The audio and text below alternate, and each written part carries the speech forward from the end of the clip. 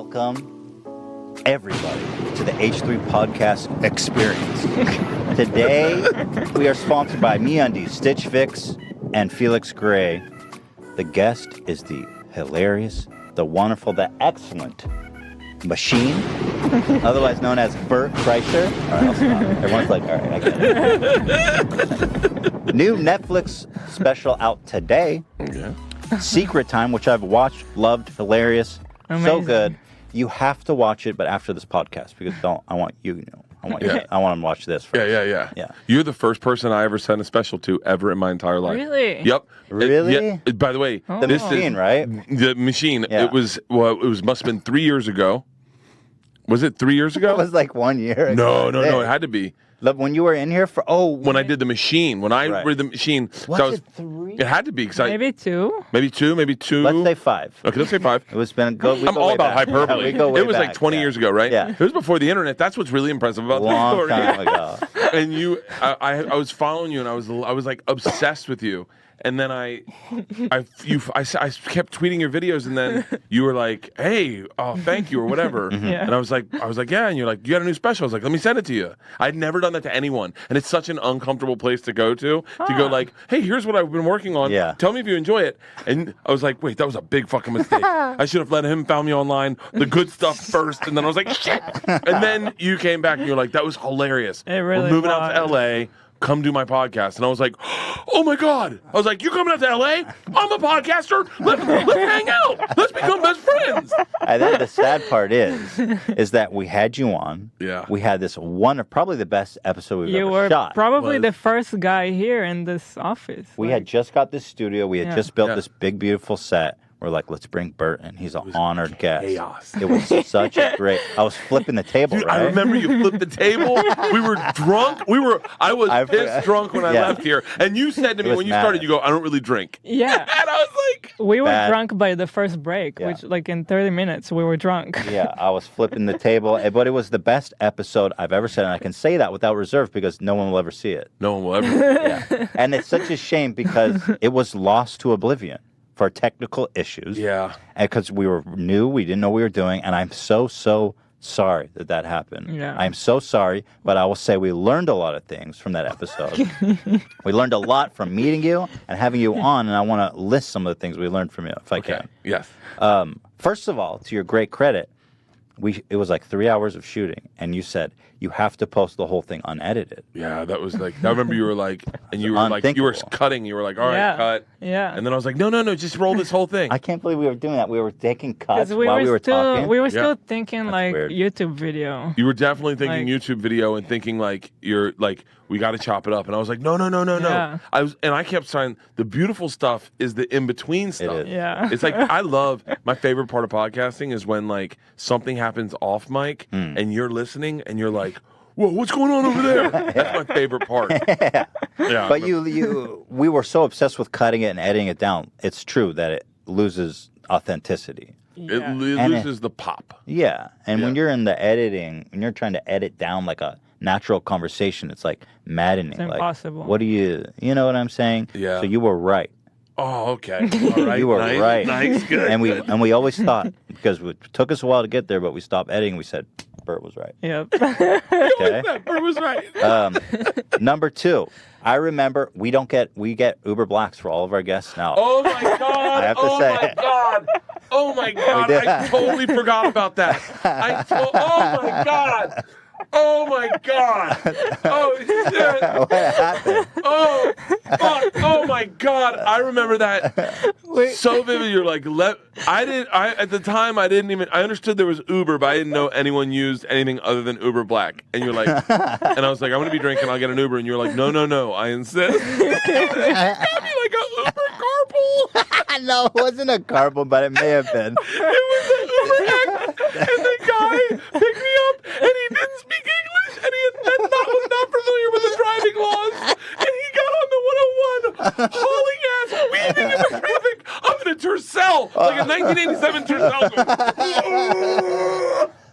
The thing is, I totally forgot that. You're like, let us get you an Uber home. I was like, no, I got it. thing is that I didn't know that there was another option. So I was on the other end. Oh But I remember when he was trying to pick you up, he couldn't find you. Yeah. We were on the phone. He didn't We speak had to English. keep We're like, his calling name's him. Bert. He's on the corner. He's a big guy. He's got a beard. I went to get in his back seat, and there were groceries back there. I was like, oh, okay, I'll sit up front with you. Yeah.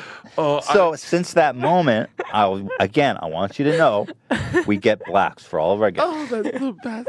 And ever since that day, we've sprung for the black. I like my Ubers just like I like my men. Black. XL. Oh, yeah. That's a great line. I So like my Ubers like I like my men. Blacks and XL. so again, giving honor to you. Totally forgot about that.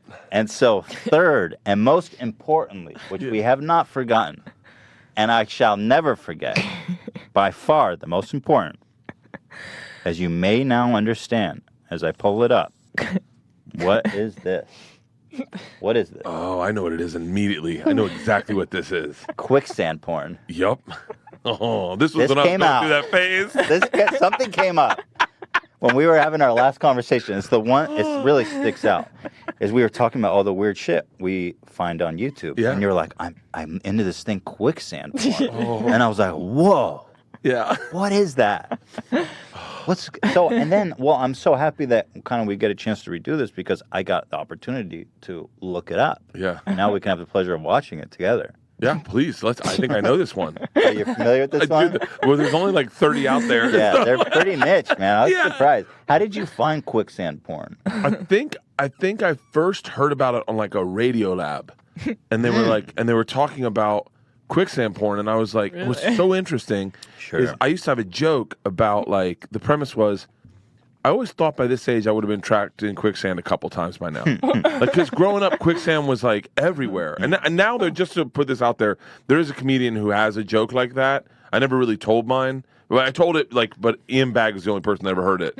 Ian Bagg, hilarious comedian, one time said the best quicksand joke ever. He walked in and my hat was on the floor, and he walked in and he went, "Huh, quicksand got him, huh?" It was just a great one. That's pretty. That's yeah. funny. So, but quicksand was in everything I ever saw growing up. Abbott and Costello, everything was quicksand. It was always the damsel in quicksand. And so I had an obsession with This quicksand. isn't a young man's fetish. Yeah. No. It's like you got to be like 45. Okay, that explains. Because I was like, how did you come? How do people come up with that? How does your brain get crossed Oh no, in no. such a way? It's based in like the same shit that like there was a TV show called The Boogaloos when I was a kid, and like every episode they tied up the girl, and so like that. So I remember going to this. I was a dominatrix gimp for a day on this old show I had, and the Conquer. No, Hurt Bert. Oh, Hurt Bert. And so I was a dominatrix gimp with this lady, Mistress Isabella, and she did a bunch of stuff to me. And at the end of the day, I was like, I got to be honest with you. Not a lot of it I didn't find sexy at all, but there was like a couple things where I found like really hot. She goes, "How old are you?" I was like, at the time I must have been like 30 maybe. And she was like, "Check out this video." And it was all stuff dialed into my like the stuff that would have been She knows. formative. Yeah. What was the stuff? It was like Superwoman outfits. Oh, like Wonder Woman. Dude, when I first saw Wonder Woman, I remember being a kid and I was like, "Oh, I'm straight." Like, Right, like I didn't know what that was, but I was like, whatever that is, I'm in. Like the other day, we were in Hot Topic. My daughters were into that kind of like anime stuff, Right. Yeah. and there was a Wonder Woman bathing suit, Right. And I was like, "Honey, let's get this for you." And she was like, "It's made for girls. Like I'm a 48-year-old woman. I'm gonna look disgusting." And I was like, "You're what I got. Let's do it." Yeah. But so quicksand was like the thing, and then I watched the thing, I listened to the thing on Radio Lab, and then I start going, that can't be a real thing. It's got to be a joke. Right. And then I Googled it one night, and it was like a weird, like, it's not, I don't know, it's just like, was something I was like, that's kind of sexy. The point when the girl's boobs get to the mud reminded me of like every time the damsel would get to the mud and her boobs would lift naturally, you'd go, as a kid, you'd be like, oh my God, what's going to happen to me? Yeah. And it just connected with that. So, right. Yeah. And I'm actually curious. Well, okay, so the thing that really threw me off at this is that like a lot of them, the girl, she like dies in the fetish. Like she straight up, She just disappears into the oblivion. And they hold that shot for a while. All right. I actually get worried. I get worried too. I go, how long has she been under? Yeah. Like, and wait, and like legit, like I've seen some really weird ones. Like these. Now that I said it out loud, what happens is all these dudes that make them hit me up. And they're like, "Hey man, check out my quicksand videos." Oh, you got hit up by the quicksand community. Oh, by sinkers. They're called sinkers. They're sinkers. Yeah. There's like a legit community. Wow. Of people, and they're all older gentlemen. Yeah. Not a lot of young kids sinking these days. No, yeah. Maybe today, maybe we can change that. Yeah, maybe we can introduce this to everyone. I want to keep infuse some new blood into this community. It's I don't think it's gonna happen. No, I don't think so either. Right now, everyone at like 20 years old is going, "What the fuck? Yeah. Are you being serious Yes. right now?" Well, here we go. I've got a whole. I mean, I've got. If you have the good one, I'll tell you which one's the good one. So here, let me. You have 21 minutes of it. Well, here I'm gonna skip forward. But sexy girl. Here she is. I've seen this one. She's got her toe. She's She's like, "Oh man, I don't know what I'm." That top is troublingly low for this family-friendly show. So let's cut. Oh, this one's good. Actually, this one is quite graphic, so I don't want to get too. Okay. I mean, she's in a bathing suit for Christ's sake. I mean, give me a break, right? I mean, what are we fucking? What is this? The Catholic Church? Oh, look at the. Here, I'm trying to not show too much. I want to cut to the money shot, aka when she dies. Dude, that is. Wait, I don't know. Does she perish in this one? This shit is so bizarre. Man. It's so bizarre. By the way, this. Eli, can you sit back? I can't see the bar.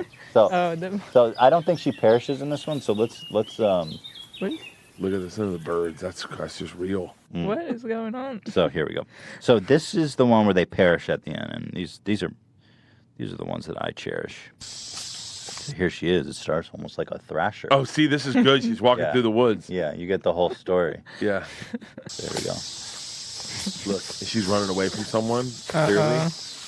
Oh yeah, no, yeah. What? Oh, yeah, boy. I think I can make it. Yeah. What is this, Apocalypto? Are you out of your mind? Just jump in with those feet. That is tar. You had two very good ways to walk around that. So there's one where she likes it, and there's one where she's actually like, yeah, I think there's one where she's going quick. Where she's like, I'm dying. Somebody help me. This is not a joke. Yeah. She's like, I know you're like filming. Talking to the producers. Yeah. She's like, I know you're filming. Say words, marshmallow. Get me out of here. Yeah. So here we go. This is gonna get really sexy now. Oh, lay your hair back. Here she. I can't see the frickin' bar, but I want to find the money shot where she perishes. She's struggling, man.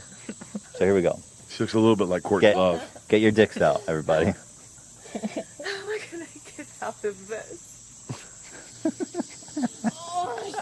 By the way, this isn't the part that turns me on.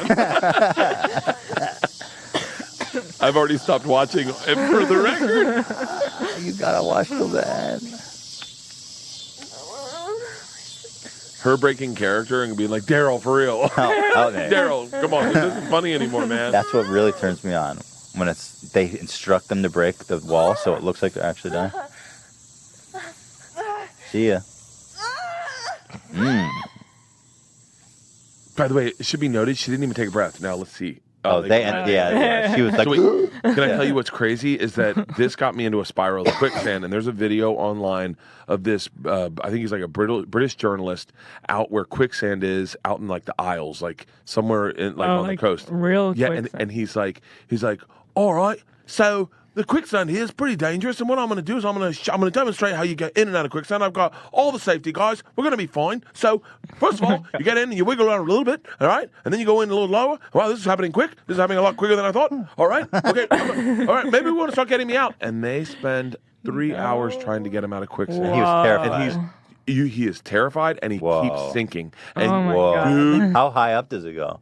I honestly think it gets to his chest, Yeah. but he can't breathe. And he's like God. and I'm watching it like, you know those Russian kids that hang off the side of a building? Yeah. Dude, I'm watching it like that going like, and I'm going, it's on YouTube. I know he doesn't die. They can't do snuff films on YouTube. Yeah. But part of me is like, I started doing a solo podcast because of videos like that, where I do two. I do one with like guests like you. I'd love to With have the you guys open on. tabs. Yeah, open Love tabs. it. And I just do open Yeah. tabs of shit I like, of shit I'm interested in. It's always flash floods, but that kind of stuff blows my mind.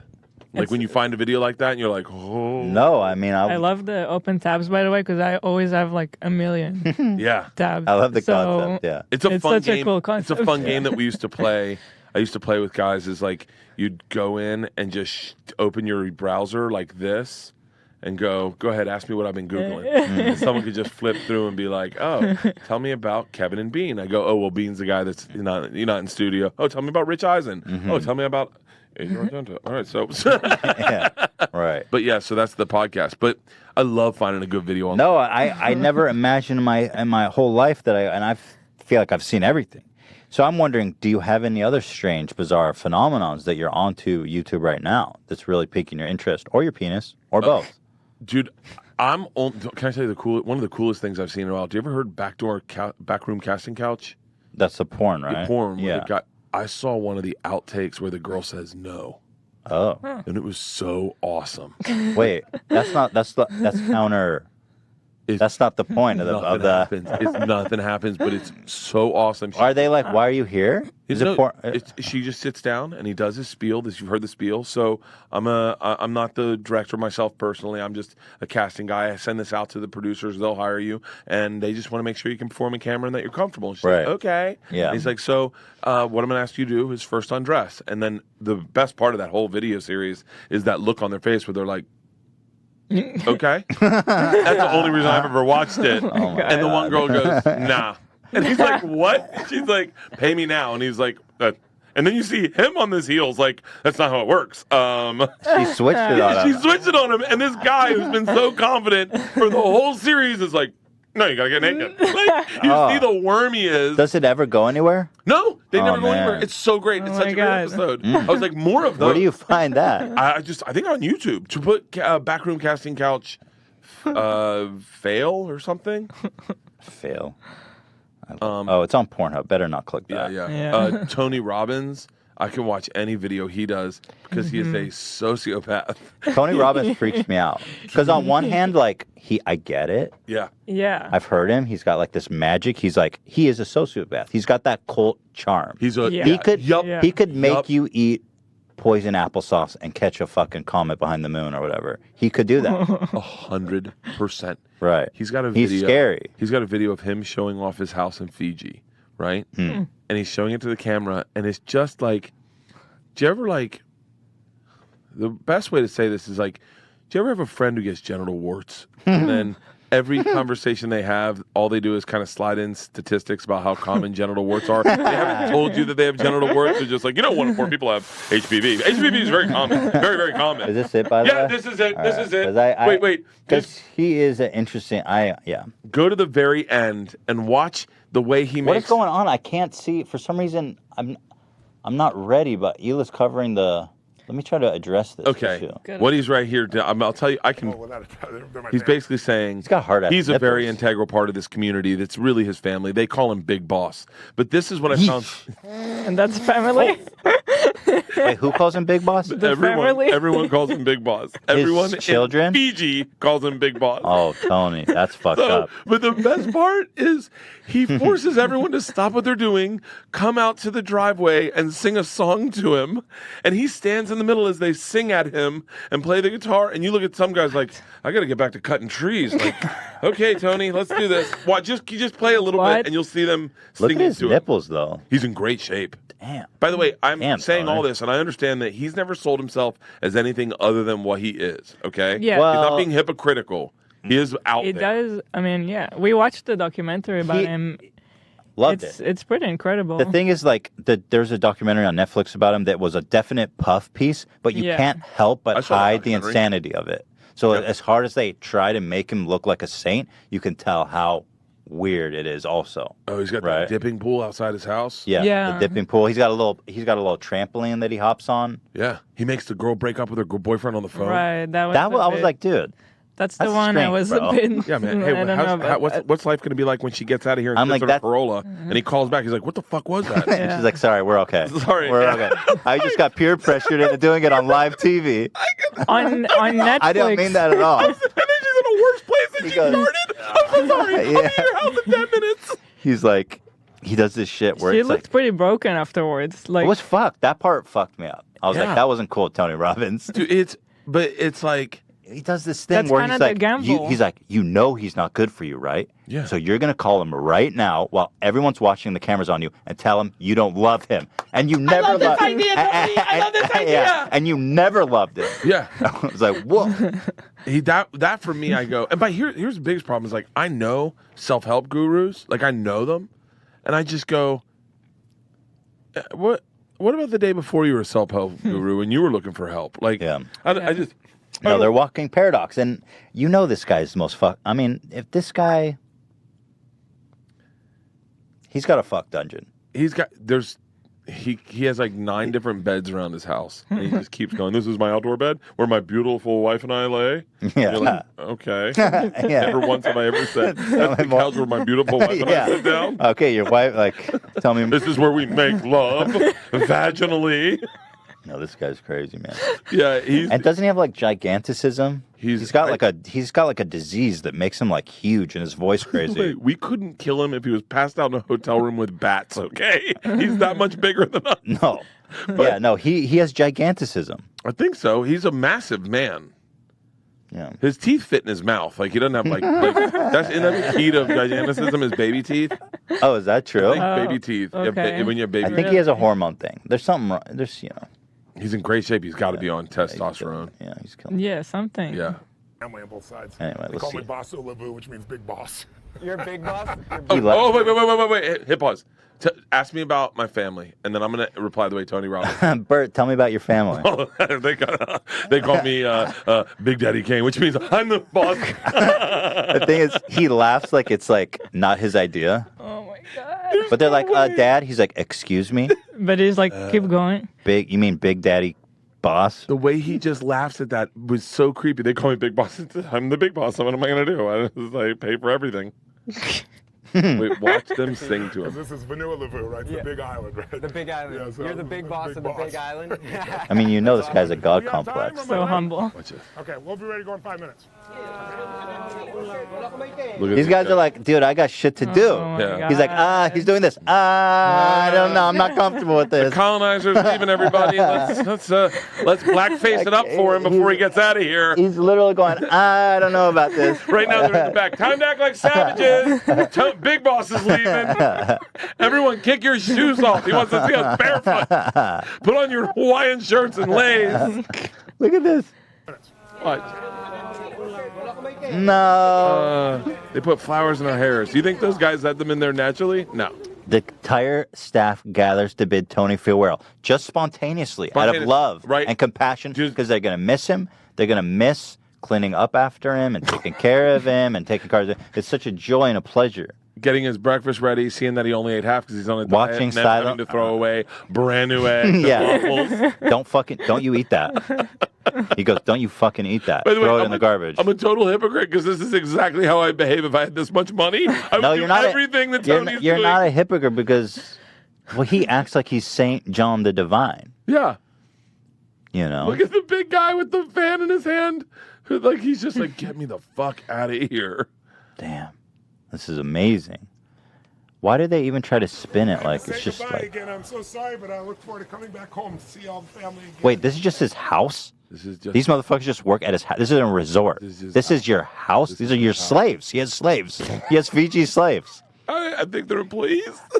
Meet out front, Mr. Tony. Big Daddy is leaving. 7 a.m. Be there. Dress up. Bring your little flower fan. Anyone got a baby? I would love a baby in the shot.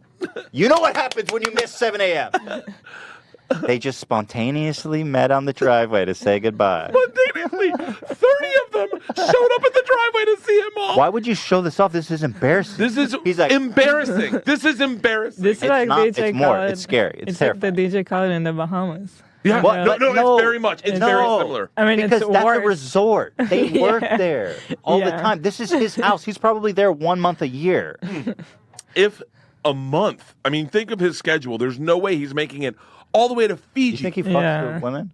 Do they have to pay tribute? I watched this. He's really in love with his wife. But it's not sex. It's about they have to pay procreate. their tribute to the king. I don't know. You know, back in the day, the king got to fuck the bride before the groom. What's that called?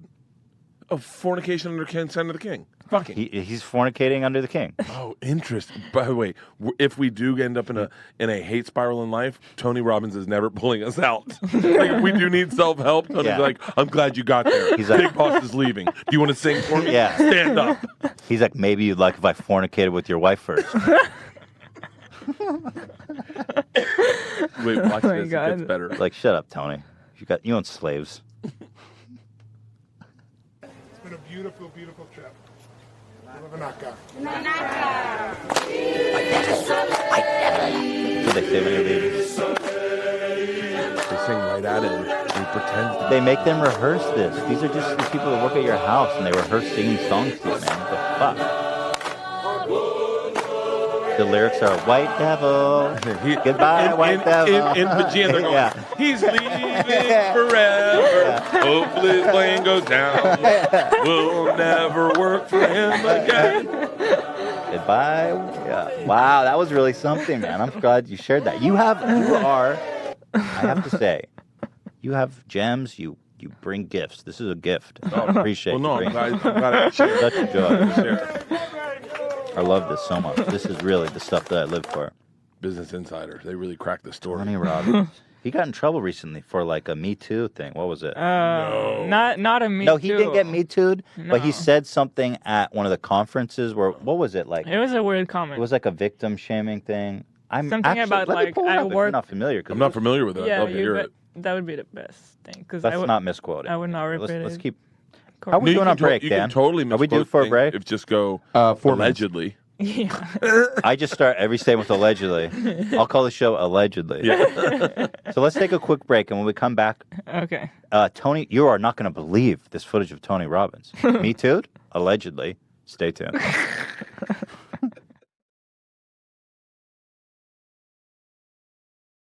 Hila, do you know what I value as much as anything in this life? What? My dick and my balls. Okay. You wear nice shirts, you wear nice pants, you got to feel good in your clothing, right? So why is it that people think they can neglect underwear? Why is it that when your dick and your balls are probably your most prized possession, they call them the jewels for a reason, you just throw them in whatever you've got? That's unacceptable. And MeUndies knows exactly what I'm talking about. That's why they make the softest, most breathable, incredible fabric with designs that are a total blast and a total breeze to wear. So comfortable, so incredible. MeUndies. Oh, how comfortable can undies be, Ethan? Micromodal. Do you understand how soft and luxurious this is? Balls and dick need a place to live. That's MeUndies' creed. That's their mission statement. Because the balls and the dick It's not need just for men. Thank you. Did I just sniff underwear? They're clean, by the way. I'm like, that good.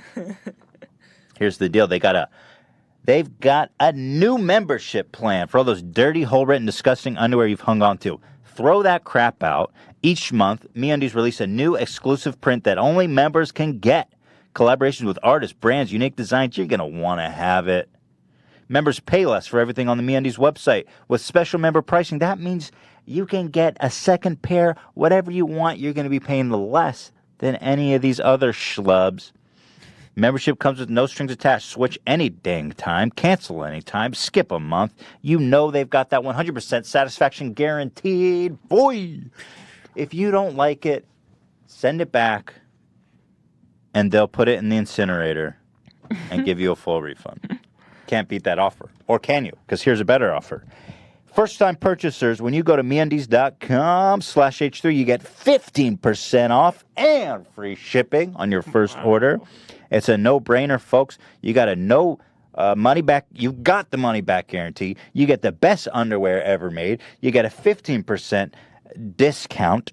That's MeUndies.com/H3. MeUndies.com/H3. All of you guys don't have an Hila like me to dress me every day. And before I had an ELA, I needed all the help I could get. Stitch Fix is your virtual ELA. Here's how it works. You go on their website. You answer a bunch of questions about your taste, your budget, what kind of garments you like. Look, I say garments now. I own a clothing company. I started saying garments. You go, you tell them everything about yourself, and then all of a sudden they put together a wardrobe, a stylist, okay? Someone with taste, unlike you, puts together a style for you in your budget. Wonderful clothes that they then send off to you to try on. You try it on, you see if you like it. Guess what? If you don't like it, you send it back. You don't have to pay for it. It's convenient as it gets. You got someone with taste helping you out. That's not your mom and your girlfriend that you don't have because life is tough and sometimes you need help. That's what Stitch Fix is all about. So you can look good, you know. It's a catch-22. You got to look good to get the girl. You need the girl to look good. Stitch Fix is breaking the vicious cycle. Okay? That's what it's all about, guys. That's why I think it's a great service that you're going to freaking love. Stylist fees only $20, which is applied as a credit towards anything you keep. So pretty much free, in other words. All right. Here's the deal. Hurry to stitchfix.com/H3 to get started right now. Keep all 5 items in your box and you'll get 25% off your entire purchase. Nice.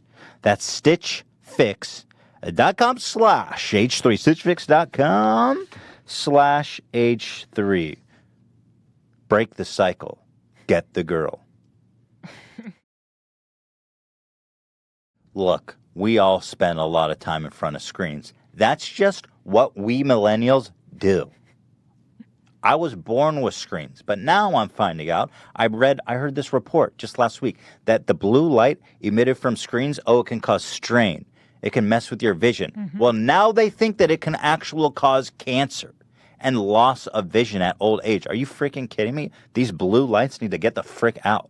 And that's what these Felix Gray glasses are all about. They have technology embedded in the lens to block those nasty blue lights from getting in those beautiful, precious eyeballs of yours. I do always feel like tired at the end of the day. Like my eyes are tired. It's the blue light.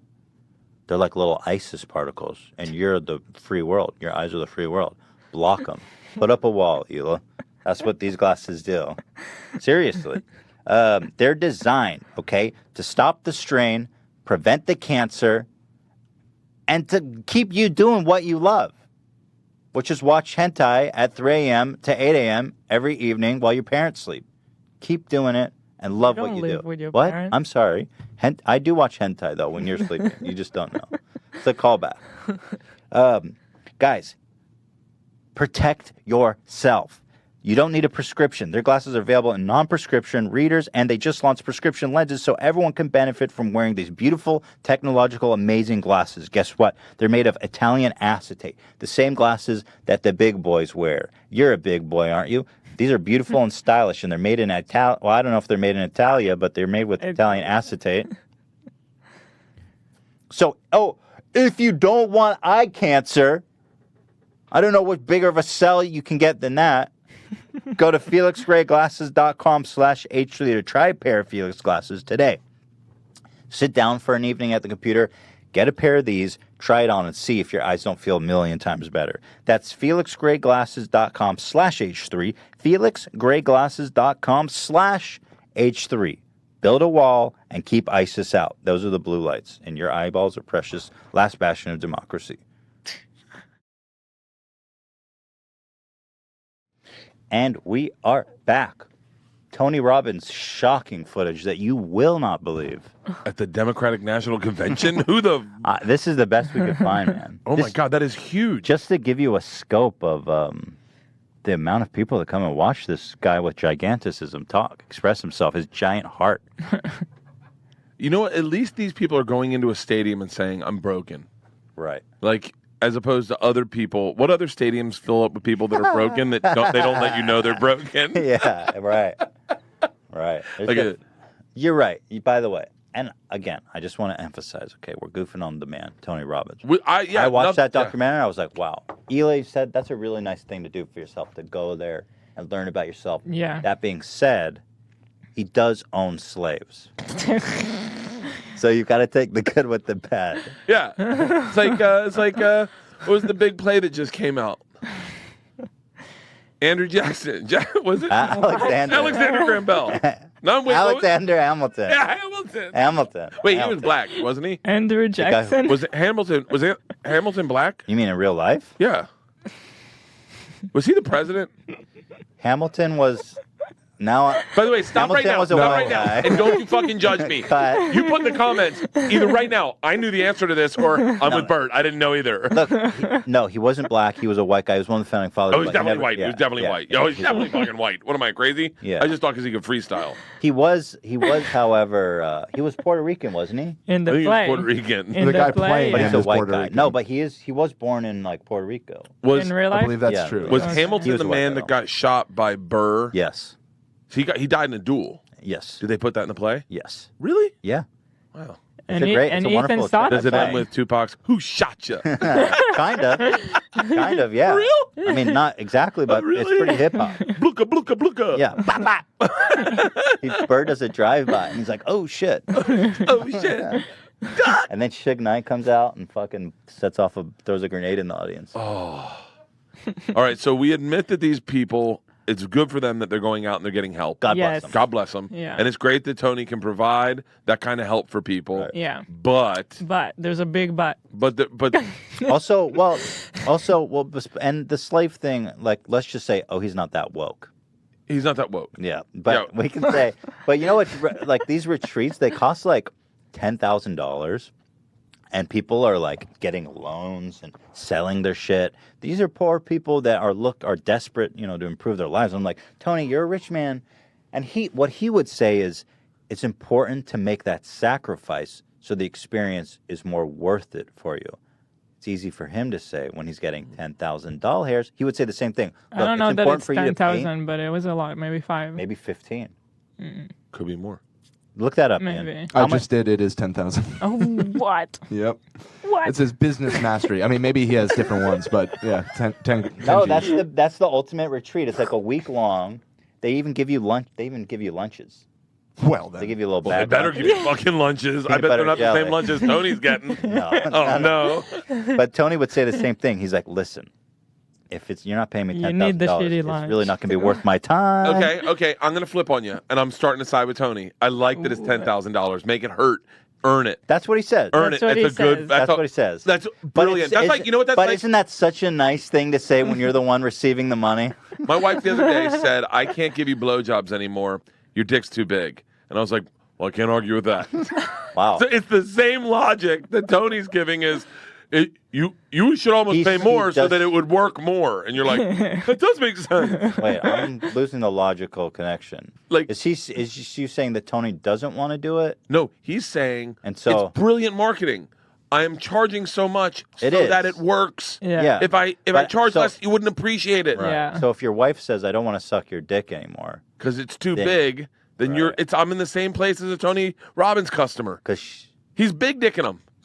He's big dicking them. He's going, I'm sorry, guys. If you had small dicks, I could put you all in my mouth. But you got such a big dick. You're like, yeah. Right. That makes sense. Yeah, that makes sense. yeah, By the way, my dick's not that big. right, sure. Yeah. But, yeah, it's genius fucking marketing. Right. Yeah. Guys, I charge extra for my shows because I agree. that way you'll remember that's how I got broke. You'll remember me for a long time as you pay off that debt over the next couple of years. You'll remember me every time you make that payment. Every time you get on the bus and go, I had to sell my car so I could get better. Exactly. You'll go, oh, that's right. You're like, damn. Now I don't have a car and I'm still depressed. Thanks, Tony. No, I don't know. God bless him, right? But anyway, we were talking about this clip. We failed to find it. Guys, I clickbaited you on that break. We have nothing to show you.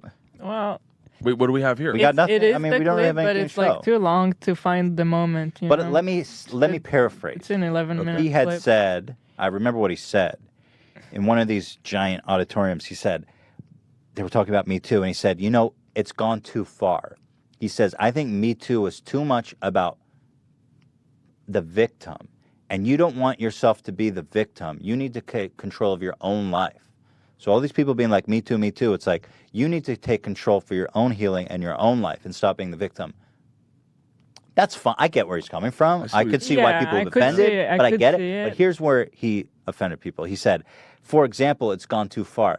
I work with CEOs who just told me this anecdote. They said, I had 2 people apply to be my secretary. One was a very beautiful woman who was more qualified, and the other was a dude who was less qualified than the other beautiful woman. And I hired the dude because I think it's dangerous to hire a beautiful woman in this He didn't want to be era. near an attractive woman. There is, And I was like, whoa, how about just don't fucking grab her tits? or how about don't ever mention that out loud? Yeah. Just hire the dude and be like, yeah, I like the guy better. What am I going to say? Well, I guess he confided in Tony, and then Yeah. Tony was like, by the way, this guy, Tim something, who works for Charles Schwab, said this to me.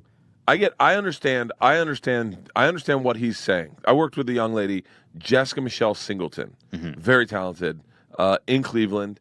And at the end of the night, the club gives me like 12 beers because I'm going back to my room. All I got to do next day is go out to Rover Morning Glory. Rover's got a big festival. That's all I got to do. Go out there and party. Yeah. And I say to her, which I'd say to any comic, I'm in the elevator with her, and I'm about to say, yo, let's go to my room. Because I'd say that to any comic. Yeah. But then I'm like, Oh, I can't but say that anymore. Right. And man, I don't. And then part of me goes, yeah, but she's just a comic. You're just going to talk about comedy, and you're like, Right. everyone you knows say you're it? married. So I get out of the elevator. I go, I made it so fucking uncomfortable. that I was like, That is- so I'm married, and she's like, oh my no. God, where's this going? I'm like, no, hold it. And then I put my finger to her lip. Shh, no. Like I made it so uncomfortable that she was like, I need a beer right now to hear the rest of this speech. And I was like, listen, I would just say this to any guy, but like I want someone to drink with. I don't want to just go and drink by myself, and I want to talk about comedy. And she was like, are you trying to invite me to your room? And I go, no, that's not what I want. But yes, that is what I want. But like as a comic, not a fucking like, oh my God. And it just spiraled. And I was like, I want to go back to the day where I could just say it and then not hit on you and be a good guy. Yeah. So did you go back to the room? Oh, I fucked her. But like, no, I'm kidding. Joking, Jessica Michelle Singleton. Obviously. But no, we went back to the room. We ended Well, up whatever. having a I beer. mean, basically, bring her back to the room. That's fine. Just whatever you do, don't stand in front of the door and pull down your pants and jerk off. That's how I not drink. That's how allow I her drink. to That's how I escape. drink. I gotta open Was that. that the weirdest Me Too That was anecdote ever? That was The Louis C.K. Yeah. I think, reference. and the saddest because it's like so weird and not worth it feel- to lose Well, such a comedy like hero. But He'll be back. He'll be back. Yeah. He'll be back. He'll have insane masturbation jokes. No, too. when he comes back, Oh my God. his first joke he says is going to be one of the best jokes you've ever heard in your life.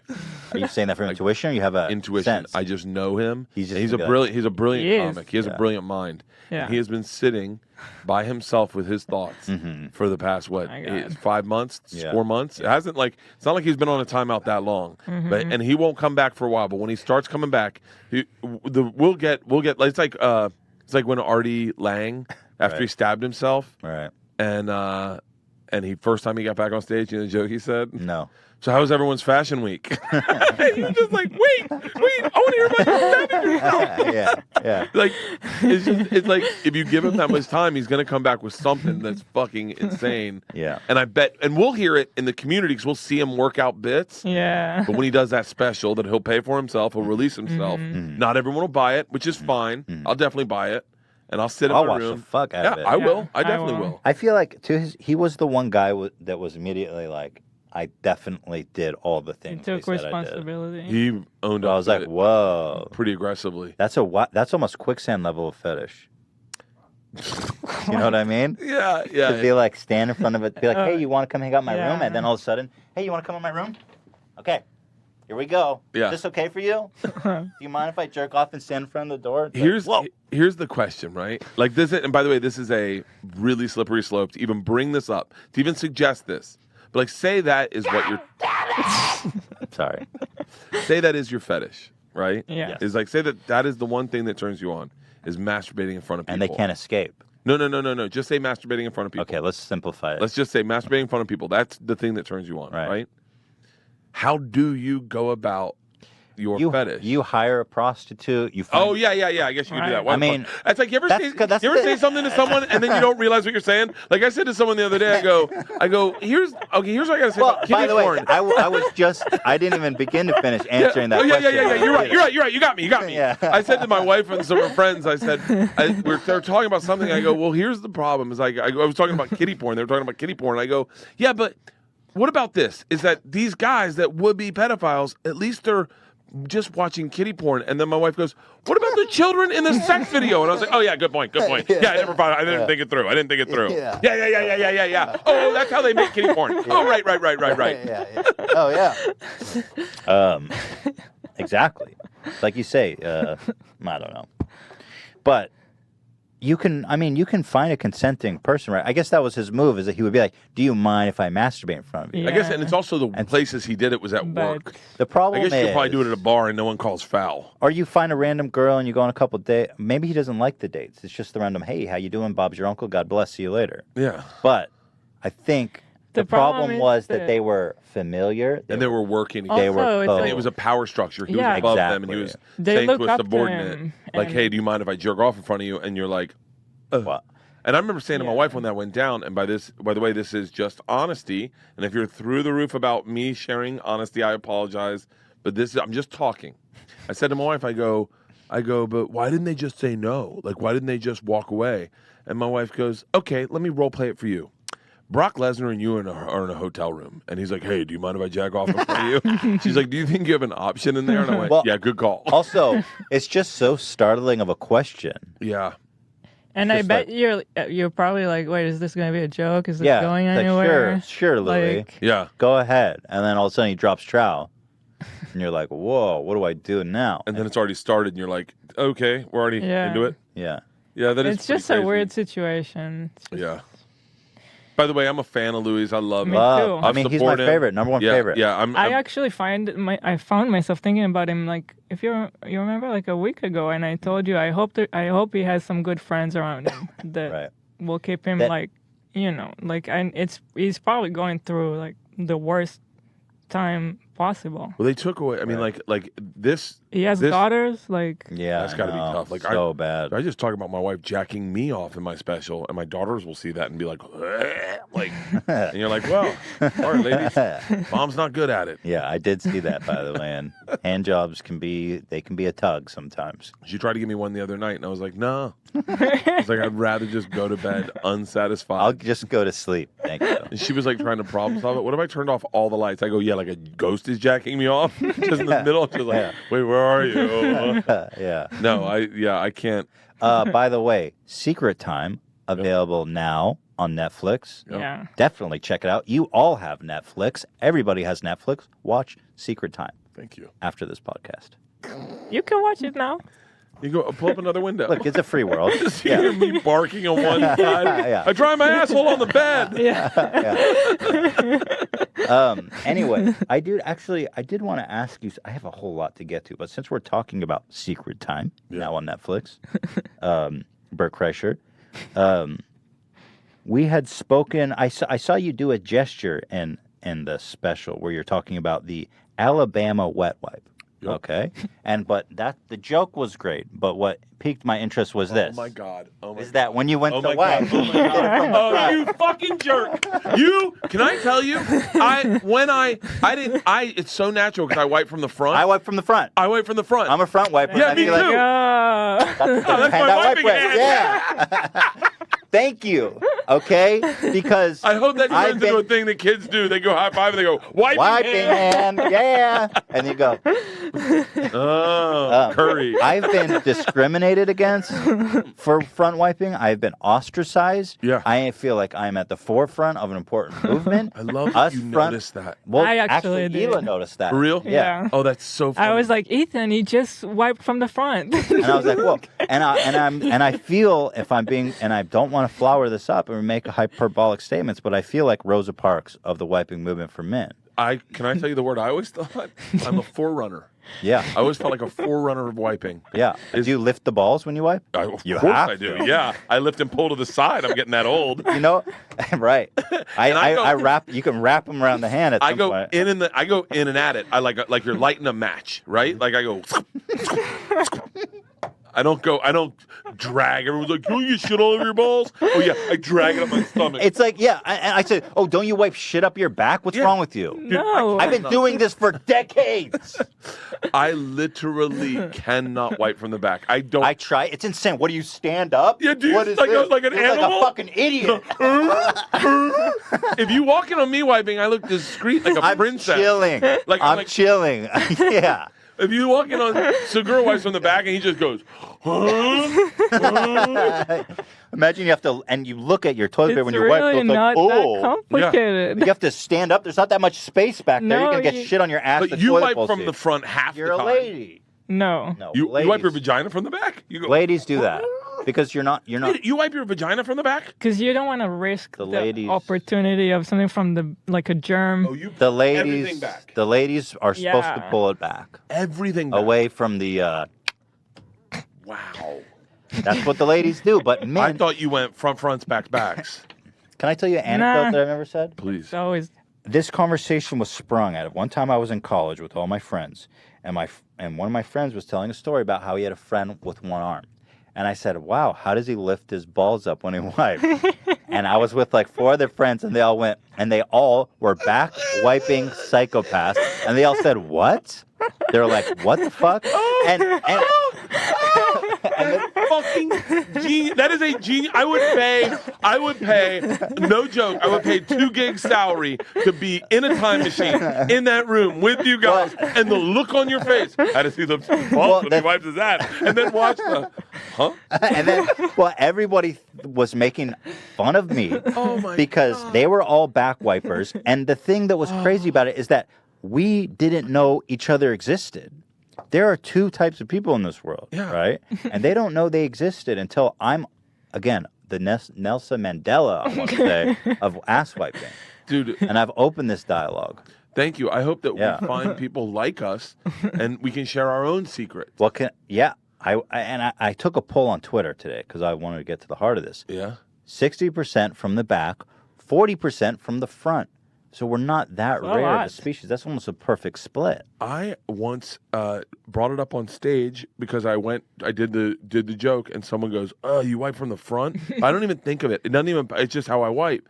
And I go, "Yeah, well, how do you wipe?" And the guy goes, "I swear to God," he goes, "Side to side." That's the most fucked one.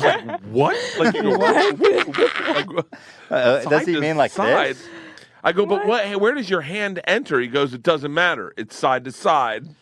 Was this a bit of a heckle? what? No, it was in Atlanta. And I was like, wait, what? Like, yeah, I have always been. And here's the other thing: is my dad.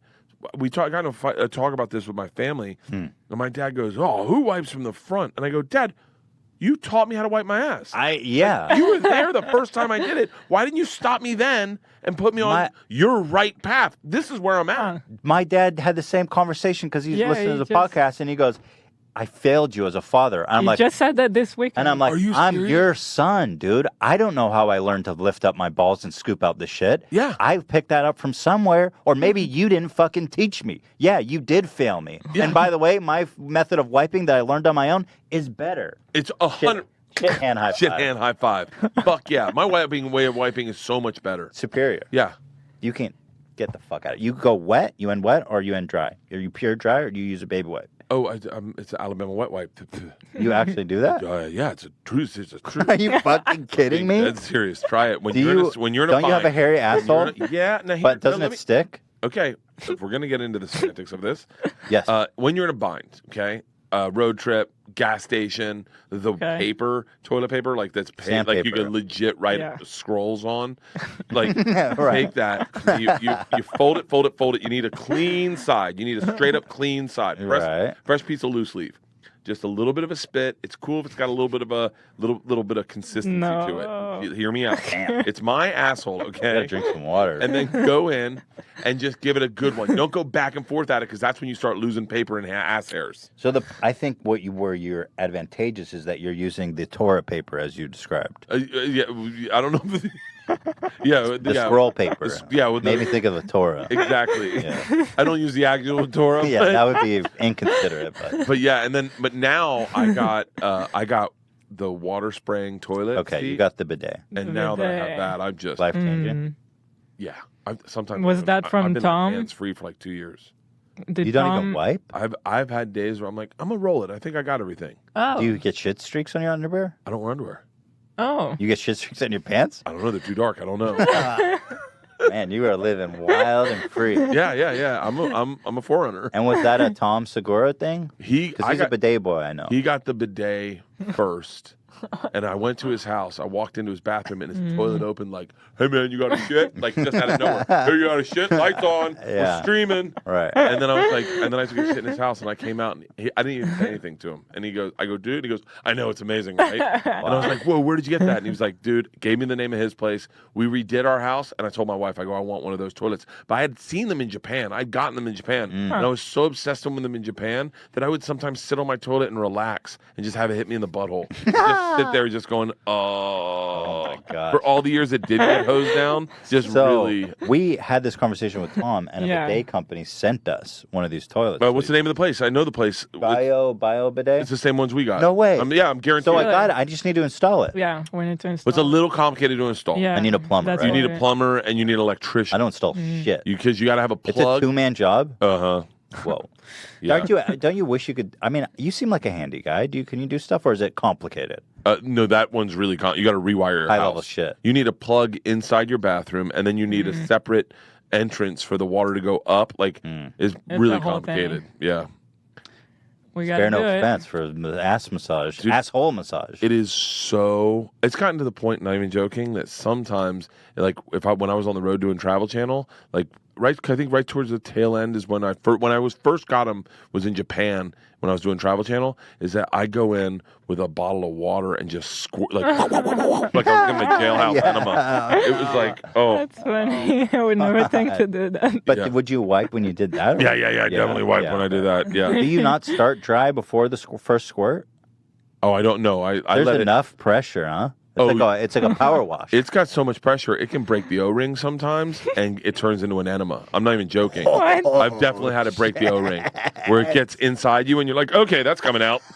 You're like, whoa, but it's warm, so it feels good, and then it's just jump starting the next one. It's like a water pick. Yeah, it's a lot like a water pick. Whoa. Can I tell you the invention I want? I want a water pick inside my shower. So when I'm showering, I can just water pick my teeth. Just I love and water then picking. And then might as well clean it out, right? Extra long arm, be like, let's hose him out too.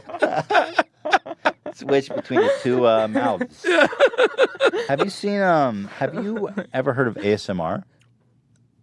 Yes. So I've been meaning to watch ASMR videos. I have never, in all of our career online, watched ASMR videos. I've been meaning to talk about it forever, but I thought that you would enjoy to watch it, given your affinity with the wonderful things of the internet. My daughters got into ASMR. Really? Yeah. Huh. I think it's a lack of living a real authentic life that you go like, I need something real. Like women eating pasta. Like Oh my God. And it's like you can hear That's the the fork on their noise teeth. that I really hate. Right. How do people enjoy that? So like whispering and chewing. I mean, there's a lot of interesting ones here. For example, this is kind of par for the course here. Okay, this is a normal, regular one. This is the most popular ASMR channel on YouTube. And by the way, 5 million views. bro, look at the views on her channel. Look at this. Oh, she's 26 million, 24 million, 20 million. What? Yeah. Yeah. Well, do you think this would be the same if she was ugly? Absolutely not. It's Exactly. no. It's a. I was watching these before the show. Ian, our intern, was putting them together for me, and I'm like, I feel like I'm cheating on Hila right now. Yeah. Like this is so weirdly intimate that I am uncomfortable watching this being married. That's why I was surprised you say your daughters watch it, because that. Well, kind of... there's so many different varieties. My Yeah. kids These are the popular ones. My kids are into people eating, and like one of the ASMRs that they do is those slime videos where it's just she has a slime. My daughters have a slime. Dude, that's a new generation of quicksand. Saying it, Bruno. Bro, there will be people going like, have you seen slime porn? Yeah. Oh my God. Listen to her pop. She's like, Actually, this one. she's how how old is she? She's have no probably old idea. enough to say she's cute. This is the one that I was watching. I was like, I feel like I'm cheating on Hila right now. Hello, everybody. She's doing this. My name is Judy. Holy shit! What the Whoa, fuck whoa, is that whoa, move? whoa, whoa. What is that move? Hila, you don't do this for me. ASMR. Hila. I get nervous from this sound. It I get a little like this it does the bedtime? opposite to me. Shut up. Put that hand job away. Can I get some of this? Ugh. Wait, do you remember when we were kids? When I was a kid, and you do this, you go, and then you go behind someone, and it sounded like a bee. What? I've never skipped done that that. one. It's like, you can't do it to yourself, but if Right. you do it to someone else, Right. it sounded like a bee. It's not happening now. Early day ASMR. But here, watch this and tell me how uncomfortable you are, right? Here, let me crank it up. Trigger. Everybody, just close your eyes. ASMR. Or just a feeling of relaxation. Or So they whisper, they crank the gain all the way up so you can hear every little thing. I'll start you off with trigger 0. Oh, she's going to put lotion on her hands? She's going to do a lot more than I that. feel like I need to do a poll between people like me who, like, this makes me the opposite of relaxed. It's making me relaxed, oddly enough. But I like to actually Really? I I actually might do listen to find- this in the car I have ride to tell down you, to I the improv. do. I find it relaxing. Really? Yeah, I find it I really do. relaxing. But Hila, It makes me like nervous and like. if I put this on at night, I feel like a creep. Because, well, not a creep. I'm not gonna label everyone that enjoys these videos. Yeah. But I feel like I'm in an intimate relation. I feel like I'm cheating on you. I really do. It's like this whole role play thing. It's Yeah. like, I mean, man, look at this shit. most common trigger of all time. What is this? And that is tapping. What is this?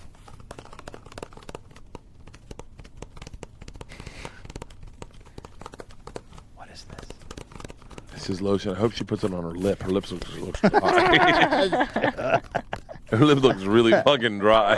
Oh, anyway, at the end, she ends up putting up her ass. It's a crazy twist, but it's very pornographic. Oh, what's I've this? seen.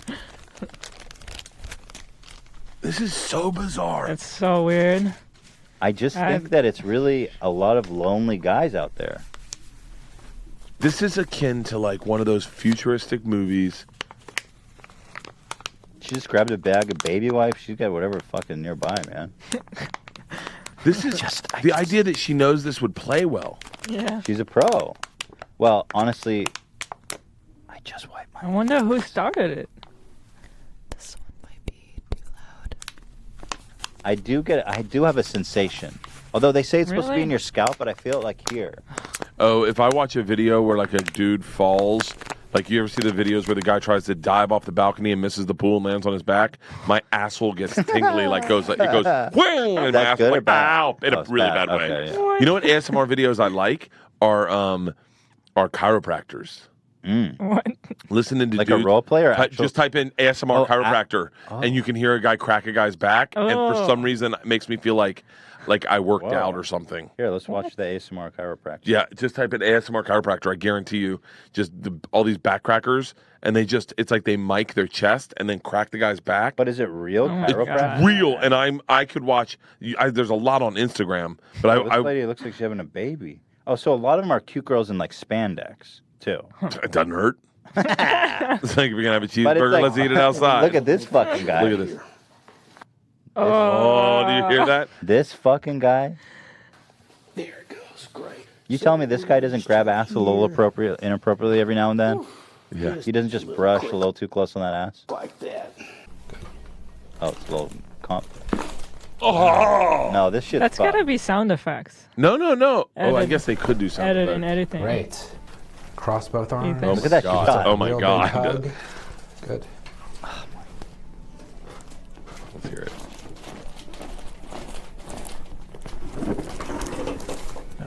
Don't. This is weird. Dude. I think so weird. chiropractics might be all Deep breath for ASMR. me. Oh, this will be a good one. All the way out. Good. Good. Oh, Because you feel That's it a not little. I her can feel it. back. I You can get a feel little it. bit of a relief. I gotta tell you, I think it's edited, those sounds. I don't think I don't it's know real. about that, Hila. Let's crank it up all the way. Because what they do it, Hila. All these ASMR channels do the same thing where they turn the gain all the way up and they're super Yeah. quiet. So you can hear all these little things. That sounds real. Here we go. Oh, my God. I want that done to me. Dude, he was so angry after he did it, too. He like, slammed the towel on the... Suck it! Wait, I got to see that move again. Whoa. Hang on. Watch this move with the towel. Whoa! And that's one. Fuck you. Oh, man. So funny, back in like 1997, I got what they called a DAT recorder, and you'd record. It just did really crisp audio. They were expensive. They were like $600. It's basically an H4N or like an H6, one of the Zoom recorders. Yeah. But I could record things, and it would sound more clear than it did in the room.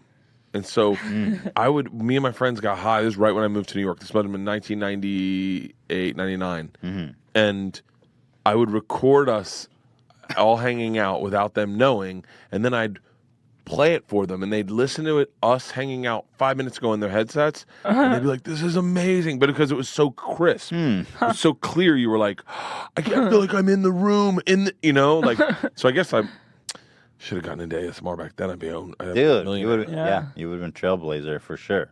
A trillionaire. You know who actually does listen to these every night? Who? Ian, the intern. Oh, for real? Ian, are you there? Yeah, I'm here. So you are a consumer of ASMR, right? Yeah, not every night, but I watch a few. What does it do for you? You watch it to fall asleep? Why do you watch it? Like, what do you get out of it? It is relaxing. It's kind of calming. It's like instead of just putting a show on TV to fall asleep to, I have someone whisper in my ear. You like the cute girls, right? Those are the ones you picked out, like the cute, popular girls? I just searched ASMR, and those are always the top ones that come up. So I'm not deep enough to find the alternatives. Do you ever feel seduced by these girls? Do you ever feel like it is quite intimate. Do you feel that intimacy? Oh, well, we're all in love. Right. You and the girls. Yeah. I felt like I've formed relationships with people that I follow online in an unhealthy way. A lot of them, I follow them and I get so into their lives, and then I'll be like on Instagram and I'll be like, some Adam. Yeah. No Adam. Do you ever watch it with guys? Do you feel? I've seen one or two. I've been auto rolled into a guy. And do you feel like gay at all when that happens? I mean, not to like put it, bluntly, but I feel like it's so intimate. You get with your boys and have them whisper in your ear, and it's fun. There's I would like to take ASMR to the next level. Do like black guy to movie theater ASMR, where you can hear the movie theater and everything, but you just hear the black guy just talking like, man, this ain't gonna happen. He's whispering. Yeah, but he's whispering like he's whispering away. Brother does it in the theater. Well, they have a bunch of role playing stuff. For real. Here's one guy that's super popular. I just think he's got a whole thing going on. This isn't a real human. Well, his name is. No, this isn't that's a human? I thought that was a robot. Yeah, his name is Tony Bamboni. That's not a real name. Nice to meet you. Have you watched Tony Bamboni, Ian?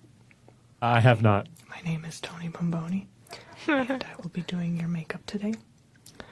Do you feel relaxed by this one? Do you feel it the same way? Can I tell you, I really do, in a weird way. Like, I feel like he's an anesthesiologist. The way he introduced himself, I was like, I'm going to be putting you under today. We're going to start cutting backwards from... And what kind of makeup you're looking for. It's such a weird thing. So he's just whispering. Yeah. I can't stand like the whole... That's a shock. No one usually tells me that, but thank you. Whoa, what did I say? What did I say? Yeah, wait, let's I compliment was like, you look like a fucking robot. Thank you. No one ever tells me that. You remind me of Max Headroom. But then we get really weird. Okay, now let's go down the rabbit hole. So here's one that's very popular. Bitchy popular girl. New stepsister role play. So it's both, so she like humiliates you. Very cute girl, obviously. That's how it works. I'm learning. Oh my God. But she humiliates you while she relaxes you. Watch this. Oh. Roommate. Now, I don't know what my dad sees in your mom, or you for that matter, but let's just be clear. We are not friends, and I do not want to be associated with you under any circumstances, okay? What do you think about that? Now, I know that we have to share my room, which I'm not okay with. Imagine trying to fall asleep to this. Have This is fucking mesmerizing. This is your shit, right? Dude, I need to go deeper into this. By the way, I will just be doing this on Open Tabs next week. Oh, yeah. This is fucking genius. But, like, it's... I just oh my love God! the I was idea of, like, joking when I said Black Adam movie theater. Dude, they that do might this. exist. They really do this. But I don't know if Black Guy that would be such a hilarious. But see a black guy be like, oh man, they're gonna get killed in the woods. Oh shit. Yeah. All right, I wouldn't go there. Hey, pass me the popcorn. I just love the idea of someone like Ian laying in bed at night who usually listens to ASMR to relax, and you just got this girl like bitching at you in your ear. It's like you're relaxing, and she's also like humiliating and bitching at you. Can we just give it up to Gwen Jizz? Is that her name? Gwen Jizz, yeah. Oh, Whiz. Gwen Gwiz. Gwen Gwiz. I like Gwen Gwiz. Gwen Gwiz. Gwen Gwiz. Dude, she's got a tip jar, just a straight up PayPal link. Shut up. Oh, I'd pay her. I'd give her some loot. Because let me tell you something. She does 17 minutes and 59 seconds of improv about being a bitchy stepsister. I'm curious. Are you kidding me? Yeah. She is drawing this from a real place. This is a real thing. What could you talk about in ASMR for 20 minutes without having to go to a script? Well, there's another one. Mean bipolar girl. Oh, mean popular girl. I kind of want bipolar girl. Mean bipolar. I was like, whoa, that's deep. Mean bipolar girl. I fucking hate you. I love you. I love you. I love you. I love you. Let's see how this escalates. Let's skip to the end. Oh, she's like, oh, you can kill time by just filing your nails. Oh, she's combing your hair. So tingly. Oh my God, this is fucking genius. Wait, you think that she flipped? Combing your sister's hair, the new sister's hair. She's making fun of your hair. It's tangly. You're right. You picked up on that weirdly fast, dude. This is so cool. I could totally get into this. Hold on, I want to. This is a blush by ColourPop. Kind of drop the app a little bit. So what? To apply blush, you dip the brush in. Oh, now you're stupid. Yeah, right. Yeah. This bitch has never put on makeup before. So anyway, it gets much weirder. I mean, this is just the tip of the surface here. This is insane. What's going on here? Why are all my notes on here? Come on, get out of here. Get the fuck out of here. Now I closed it. I want to think of my ASMR role playing that I could get in. So what would that be? Okay, well, it's got to be something people connect to, right? It can't just be something that you're into, but it's got to be something that people connect to that you can do for 20 minutes straight without looking at a script. So, Shoe Nice, do you know Shoe Nice? Oh, he's a legend. He eats deodorant, chases alcohol. So he made... I've heard of him, actually. Okay, so he made a ASMR eating chips video. Okay. He just eats chips. All right. He's like... Ooh, I'm going to do an ASMR of drinking Tito's and soda. I'm going to do these. I'm not even joking. I'm doing ASMR videos. And I want to do one role play. I'm trying to think of like, oh, my Tito's. Okay, mine would be talking to a stewardess on a flight. Like going, and she's cutting me off, but I'm trying to get myself cut off. Hey, I'm so sorry. Am I talking loud out there? The guy next to me is a doctor, and he's trying to give me pills, and I'm afraid of flying. Oh my God! That is insane. Oh my God, I've been wanting to do an ASMR for a long time too, but I haven't done it. It's just so funny, so fertile. It's just, I feel like this is going to sound almost sociopathic. I feel like it's something you just got to do a lot of. And it's just so you get better at it. And better. You just get better and better. I'm waiting for Bert Kreischer ASMR channel. Oh my God. Is it going to be a new channel? I think it's, I thought you said challenge, and I think channel. I like the Bert Kreischer ASMR challenge where people ASMR as me. They get in character as me and do ASMRs for 20 minutes as Bert in different scenarios. Jesus. I like that. That's, the Bert Kreischer. We're calling it out now, guys. The Bert Kreischer ASMR. One's me trying to get them to open the door at McDonald's. It's 3 in the morning. Hey. Over here. I'm hungry. I'm so hungry. When did you guys close? Yeah. Hey, do you guys have food back there? Do you guys usually close at 2? It's 1:50. What is now, this? This is the deep web of apparently relaxing somehow. Dude, this is already giving me anxiety. So buckle in. X? No. So there's like a whole horror genre. All your hair is gone. Right. So for those who can't see, I mean, I don't even know how to describe it. It's some creepy mask. It's a bird mask, but it's like a steampunk bird mask. Creepy shit. And he's got potions all on the top hat. I was trying to think how to describe those potions. With white gloves on and a bow tie. He looks like a seater at a nice restaurant with a white leather steampunk mask. Right. Thank you. That was very well described. Thank you. I watch this one a lot. You crushed it. So there's that, but then there's ones that are really popular, ASMR kidnapping role play. And this one features a dude, which is kind of like Alex Jones. They banned Alex Jones, and they've got ASMR kidnap role play. I mean, it is kind of like a rape fantasy. Like, this is the one that the women watch, if I'm being frank. I overreact. 400,000 views. I just overreact. And I don't want to overreact with you. Because Are you into that?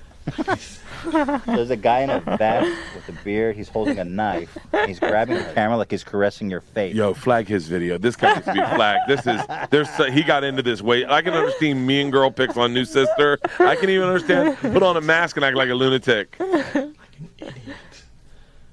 I forgot to 400,000 views, man. People are loving it. it. What are the comments though? Like, dude, the good. like ratio is really good. Is it? Yeah. He's only gotten 214 dislikes. I find this clever.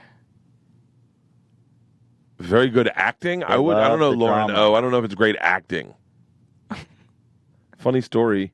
Brilliant. So well thought out and about as realistic as again. So are people is it like a theatrical experience while they chill? I don't know, man. It's ASMR, baby. It's a whole brave new world. I like that it's all done whispering. Yeah. It's almost like it takes out the acting part of it and just just whisper it all. I feel like there's got to be people who hate whispering, right? It doesn't bother me. I know you are not a fan of the whisper. You don't like whispering? No. And you don't like the... No. That I totally get. You know, one time I was dating a girl in college, and I thought things were going really well. I was into it. And I thought she was really into it too. It was going great. And I'm hanging out in her dorm room. This is freshman year. We were in the dorms. And we're hanging out, just the two of us. And I never do this. I don't know why I did, but I just go like that. And she fucking snapped and never talked to me again. Oh. What? She goes, "Excuse me, can you please never do that again?" And I was like, "Whoa, yeah, I won't do that again." That horse that died as a kid. And I so that I know you don't like it, but not I was to that extent. That was one of my crazy female interactions in college. Fucking insane. I thought it was going great. I thought we were really hitting it off. All it took was one of these. My wife, it's pulling her ponytail. If you pull my wife's ponytail, Really? What happened? to a irrational place. Here's the kicker. You ready? Her dad pulls her ponytail all the time, and she doesn't say a fucking word. Whoa! And I went. How do you analyze that? While we were in Alabama, and her dad came up and said, "What's up, frog?" and pulled her ponytail, and she went, "Oh, daddy." And then I went up like a minute later. I was like, "What's up, frog?" and pulled her ponytail. And she went, "Don't ever fucking do that again." And I went, "He just did the same thing." She goes, "It's very different, very different." And I went, "Okay, wow, you do not pull my wife's ponytail." Have you tried to Have you tried to understand that? No, I think that she wasn't allowed to have her dad's not watching this. I don't think she was allowed to have a voice with her dad. And I think that because she was afraid he'd leave because her mom bailed on her. So I think she wasn't afraid. And she didn't like it, but she couldn't vocalize that. And then when she feels safe with you, she vocalizes it. So it's a compliment, really, to you. When we all go to dinner, I want you to I'll have my wife in a ponytail and see if she vocalizes it to you, and then I'll just do it to her. Right after, you can see her lose her shit. So when we go out to dinner, you're inviting me to pull your wife's ponytail. And just go, "What's up, frog?" "What's up, frog?" I think I get punched in the face. Yeah. No, she's slow. She's slow. Yeah, she's gotten a lot slower the older she's gotten. Recently, I was amazed to find out that you completed a triathlon. Yeah. Incredible. Yeah. I know. How did you, you don't... I've seen it. Did you see his eyes go right to my belly? Well, he literally went like that. That was a Me Too moment. He just went... Well, you don't look. You look like. I mean, not totally in shape, right? Not totally in shape. No, I'm definitely out of shape. But like you also, on one hand, did a triathlon. Yeah. So can you be both things? I think so. I think I am the most in shape, out of shape guy in the world. Like I ran. It started with I ran the LA Marathon with no training at all. How many miles was that? 26.2. And you ran that? How did you place? Not. I mean, good. I ran it in 5 hours and 33 minutes. So, but not like great. Like, what's average? Is that about average? No, I think average is like probably 4 hours and 30 minutes. Or so you were almost really average, untrained. Yeah. Untrained. How? I can barely run around the block, dude. What happened was I can't run around the block. We did that Sober October challenge. Me, Rogan, Tom, and Ari. And we finished it, and we were, I felt brave. I had a little bravado because I'd just not drank or done drugs for a month, and so I'm like, I can do anything. And then, when we all get drunk on Joe's podcast, and I said very confidently, I could definitely run a marathon with no training. And everyone, Joe, in all fairness, Joe was the voice of reason, and he was like, I think you could do it. I think it would hurt. But I don't think you could do it under 5 hours. I could do it under 5 hours. And Ari was like, oh, you couldn't beat my dad. Ari's dad is a Holocaust survivor and 80 years old, and he had done it in like 6 hours. Wow. I can definitely beat your dad. He's 80, Ari. But how did you know that you could do that? Because like I said, I cannot run around the block. I didn't. Do you run? Like how? I mean, I run like a regular person would. I'm not like a long how distance. frequently do you go for runs? I try to do it often, but like 3 miles. Is the longest I do. How are you? If you're running 3 miles regularly, how are you still so in shape? I drink a lot. I think I drink a lot is what the number one thing. Yeah. And so then I said I could do it. So I signed up for the LA Marathon, no training, like other than regular. Just like I didn't do a marathon plan. I just basically jogged whenever I felt like jogging. I didn't jog when I didn't want to jog. I drank the night before, showed up. No training, and I was bragging about it. I was like in line on Instagram stories going, "You trained for this?" I was like, "Not me." And then I ran it, and I just jogged the whole way. At 22 miles, my calves seized up, my quad seized up. Oh my god! And the woman in front of me shit her pants, and I was like, "Oh!" You saw I saw her, and she was like an executive. She looked like an executive, and it was like a Band-Aid, down one leg and up one cheek. What? And everyone started falling off like zombies. And I was like, "Oh, this is why you train, bro." And then I finished it. That's incredible. And so then Men's Health came to me and they were like, you can find the trailer if you want to watch the trailer. This is on my Instagram. You can see the trailer of this. Men's Health came to me and they're like very candidly, there are inspirational people online like that are like Cameron Haynes and David Goggins and Jocko Willnick and Peter Attia. All these guys are like ultra marathon swimmers, Navy SEALs, ultra marathon runners. You know, these guys are just amazing individuals, and they are inspiring. To me, I'm inspired by every single one of them. I watch them and I listen to them and I go, I think their sayings when I don't want to do stuff. And they're like, but I think a lot of people see those and go, well, I'll never be able to do that. And then they go, and then we see you do it, and you're like accessible to the average guy. So Men's Health is like, we want to follow you do another marathon. I'm like, I'm never doing another marathon. I'm done. That was the dumbest thing I ever did. And they're like, well, what do you want to do? I was like, I've always wanted to do a triathlon. And they're like, we'll get you a triathlon coach. We'll get you a nutritionist. We'll get you everything. You prepared. So I rode my bike once. I bought a really nice bike, but I rode it once just to make sure I knew how to work the gears. I ran on treadmills. I didn't really run in the open road too much. What the fuck? How? And then I did the swim. The only thing I did was swimming, but I didn't even swim that much because, technically, because my triathlon coach saw me swim once. He was like, "You're a swimmer. You'll be fine." You're like an elite athlete. Duh. Can someone please isolate that audio? Send that to me for my ringtone. I swear to God, dude. If you came up to me and said, "I've run a marathon and a triathlon, and a half marathon and a Spartan race," and within the last 4 months, I would say, this guy is a fucking psycho. I don't know what he's just a pathological liar. Oh no, I wouldn't even believe it. Yeah, it's all on Instagram. No, I did it. I know. I've seen it. Here's what's crazy is that it's that unbelievable. Part of me was like, so to finish the triathlon story, they were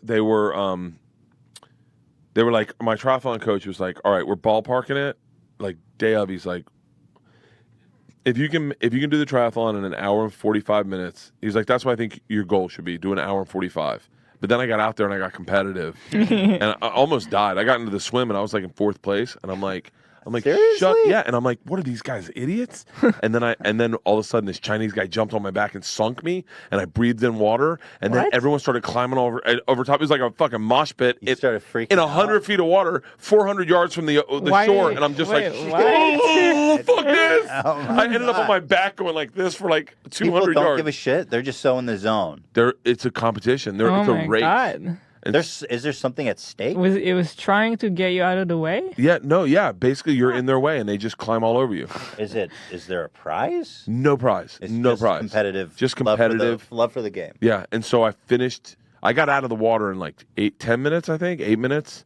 I don't know, because I didn't stop my watch at the right moment. I stopped Did you my get watch. smoked after your near drowning experience? I did, but then I got my shit together. Trust me, there was a moment where I almost waved a lifeguard like, I need help. Dude, that's serious. They're all right there, and you could just be like, just let me hold on to your board for Were like they 2 minutes. watching you? Were they like just give me the sign? No, they were kids. They were children just sitting on a board. You'd have to be rescued by some child on a board. And I was like, that's not happening. So I got on my back and I back paddled, like back swam for a second.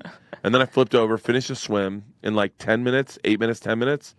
Got on the bike and I was like, oh, I'm smoking dudes. But then I go to the uphill and they all just pass me. I was like gassed out from falling out. Uphill by a prison. I can't walk uphill. Dude. And I'm so impressed. I ended up doing the triathlon in an hour 21 instead of an hour 45, and they were like, "What?" Anyway, but what here's the fuck. Here's were you an athlete when you were a younger man? Yeah. You're an athletic guy. I'm an athletic guy. Okay. Baseball. But here's the thing. What position? Catcher, left field, third base. Yeah. Monster hitter, power hitter. No, I've always batted third, but not like. I mean, I guess I was bigger than everyone else usually, but yeah. Got recruited to go to college and then went to Florida State to walk on. Okay. And then went to one practice and was like, this is not for me. They're like, catch bullpens. I walked. I'm not even joking. I walked off that field, out the left field fence, went straight over to my dorm, Sally Hall, room 111, went in. Chili Willy, Paul Pizzo, Chandler Perry were all in the room. Just getting high. We used to do this thing called time traveling where we'd black out all the windows, play Pink Floyd, and lay on the ground, smoke weed, and just time travel. And I was like, I'm done baseball. I think I'm going to party professionally. And listen to Pink Floyd just, welcome to the machine. But here's the thing that I believe, right? Casey Neistat, very interesting guy. Yeah. Very polarizing. Sometimes, as a fan, he could be polarizing. I know you worked with him and you're friends with him, but like, I'm a fan of his for years now. Yeah. He said something that just stuck with me, like stuck so heavy with me. Someone was asking him about Snapchat, and he goes, "I do Snapchat the way I do everything. Tell a story, just to have a beginning, middle, and an end." And I went, I didn't understand Snapchat at the time, and I was like, oh. Okay, so when Instagram stories came out, and that was more accessible for me and my fan base, I think, I went, what I'll do is I'll find ways to tell a story. So I'll do a half marathon. I'll do a Spartan race. I'll do a triathlon. I'll do a marathon. I'll go to Paris. I'll take it on tour. I'm doing a theater tour. Come follow my story. And then have a beginning, middle, and end. Like you find me. And that is how I use Instagram stories. And so someone like a triathlon, I find that fun. I mean, my interaction was like through the roof that day. Really? And then people are like, I'm going in and like going into American Airlines to check in for my flight. And the lady checking me in is like, hey, how was the triathlon? And you're like, oh, it's good. She's like, I love your stories. That's so cool. Yeah, and so I think that is how I use Instagram. And then I use the feed part for like that one big promo I shoot or, Yeah. So, but so I'm going to Paris next week just on a lark. So I was like, fuck it. A lark? Yeah. Just like a little adventure? Yeah, because I was like, I got a special to promote. What's a lark? And it's just like a whim? Yeah, on a whim. It's a lark. Spontaneous?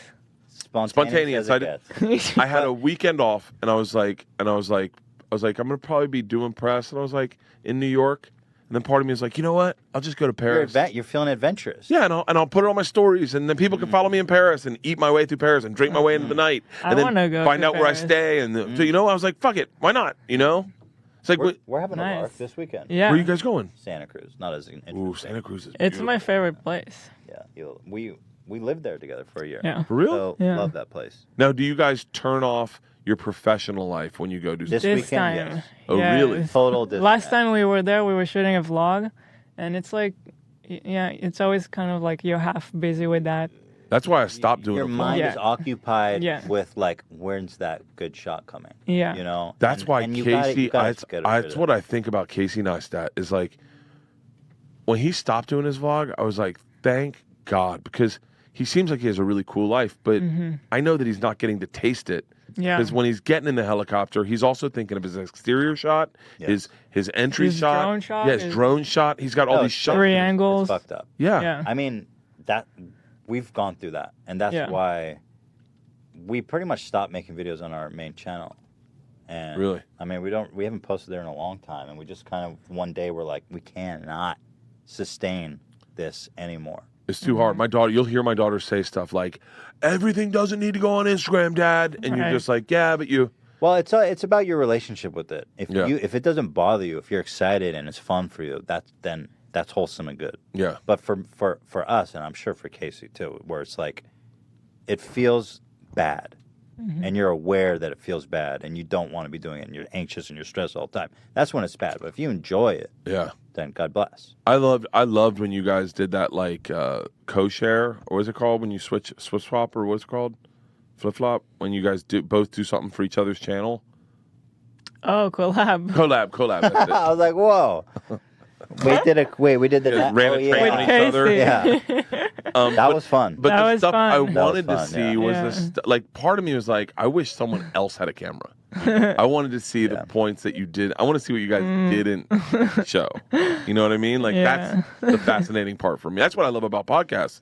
Is like you put your armor down and you just share sometimes stuff you don't like front wiping. You know? No, I know. Right, because those videos are so edited. Like, you know, from 2 hours it could go down to 10 minutes. That's Of course, every time. Yeah. And that's and that's why I love doing the show live too, because it's like no takebacks, dude.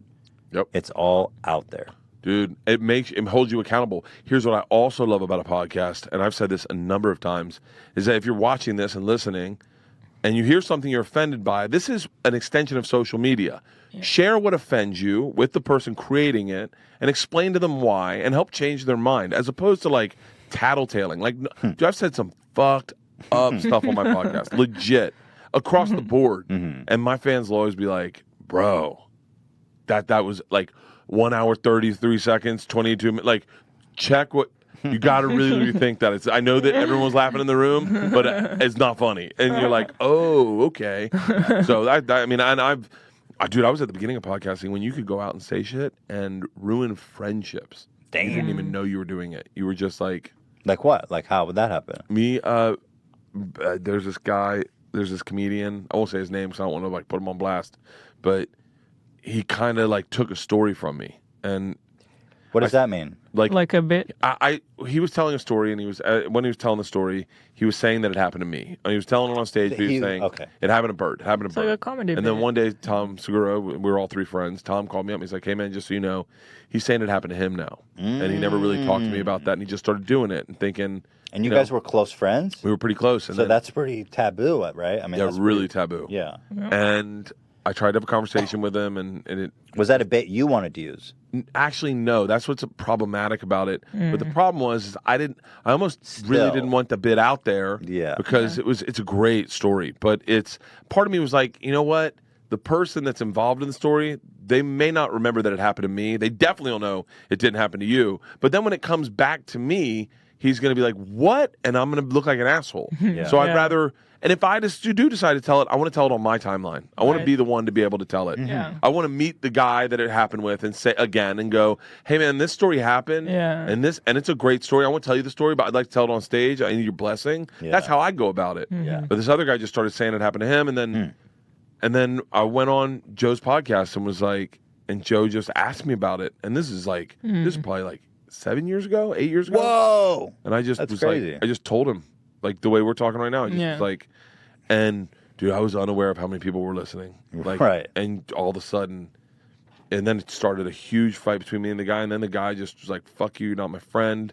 And in my head, I was like, it was just really confusing, and I haven't spoken to the guy since. Damn. Wow. Yeah. So I did that to a couple people. Like I would just get drunk on a podcast and be honest, dude. That's the killer.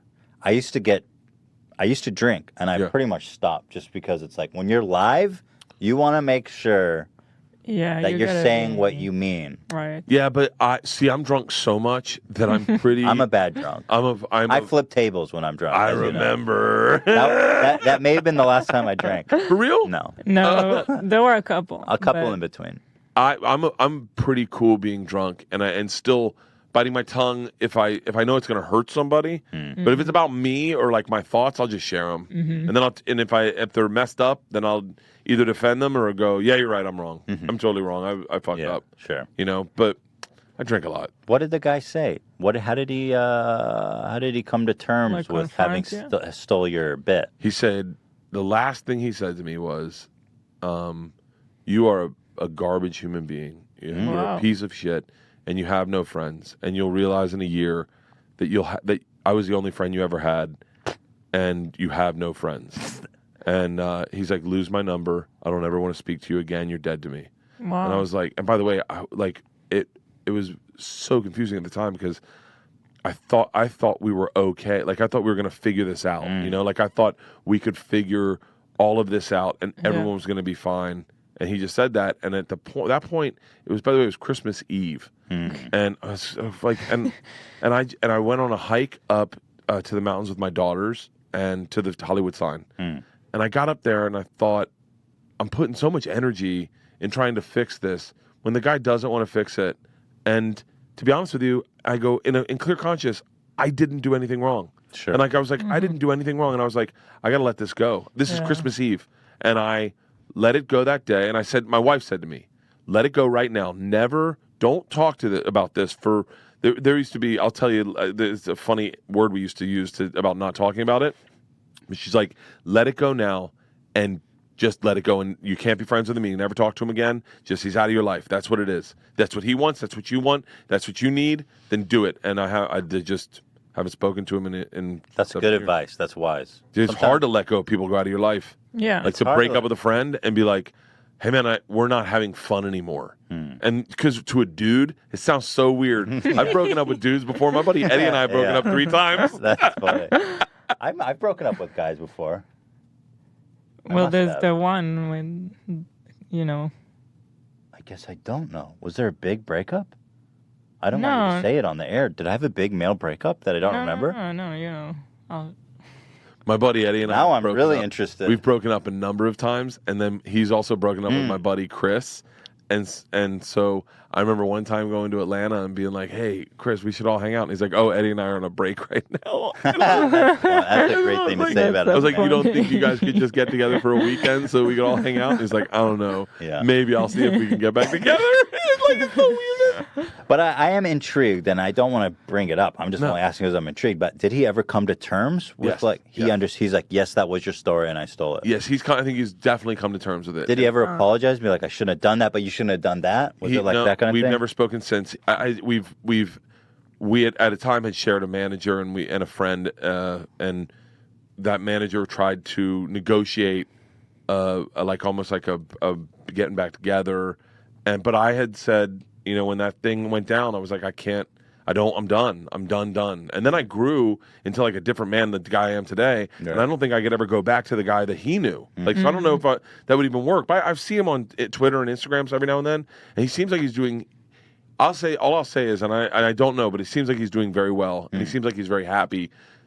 I feel like he's gone through a lot, but I feel like he's found peace in his life. Like I saw him on his Instagram. I went flip through his Instagram the other day, and I was like, dude, I'm almost happy for him. Like he seems like he's in so much of a better place than I ever knew him to be. And so, and by the way, I was going to ask, did it affect his career? I think a little bit. But I think that was just part of it. I think some other stuff happened with him where he, I think just life got chaotic for him for a second, and he was so focused on everything else that he didn't have time to focus on his career. But he's doing fine. I mean, he's working. Everyone's working. You know. Yeah. God bless. Damn. Yeah. I've definitely said and done shit on this podcast that has haunted me. Haunted me, dude.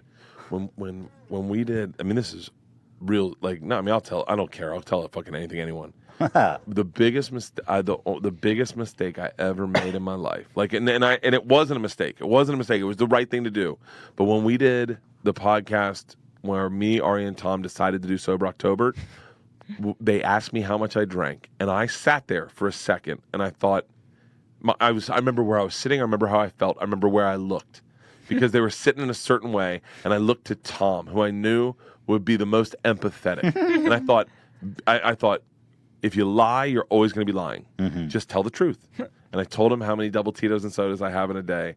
And I looked at Tom, knowing Joe wasn't going to like the answer and Ari wasn't going to like the answer. And Tom looked at me like, oh, bud. What is that? What is it? It was like $9. $9 a day? Is that how much you drink a day? Like at a night, like you go, you bring one on stage, you have another one, and then a couple more after that, and then whatever the answer. I don't even know what the answer was anymore. I don't even know what the answer was anymore. Right. But it was a lot. It was a lot. Yeah. And I remember Tom just looking at me like, oh, buddy. And Ari was like, what?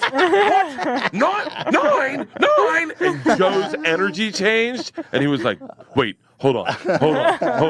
And I went in bed that night. I got in bed that night, and I was like, bro, you should have never shown them the man behind the curtain. Like, I was like, why would you ever be honest? But so, since that day, did you know that people were going to react that way? Like, no, I didn't. Did you think that was somewhat normal amount to be drinking in a day? It just got there. It just got there. Have you scaled back since then? Yeah. Well, we did Sober October, right? I didn't drink for a month.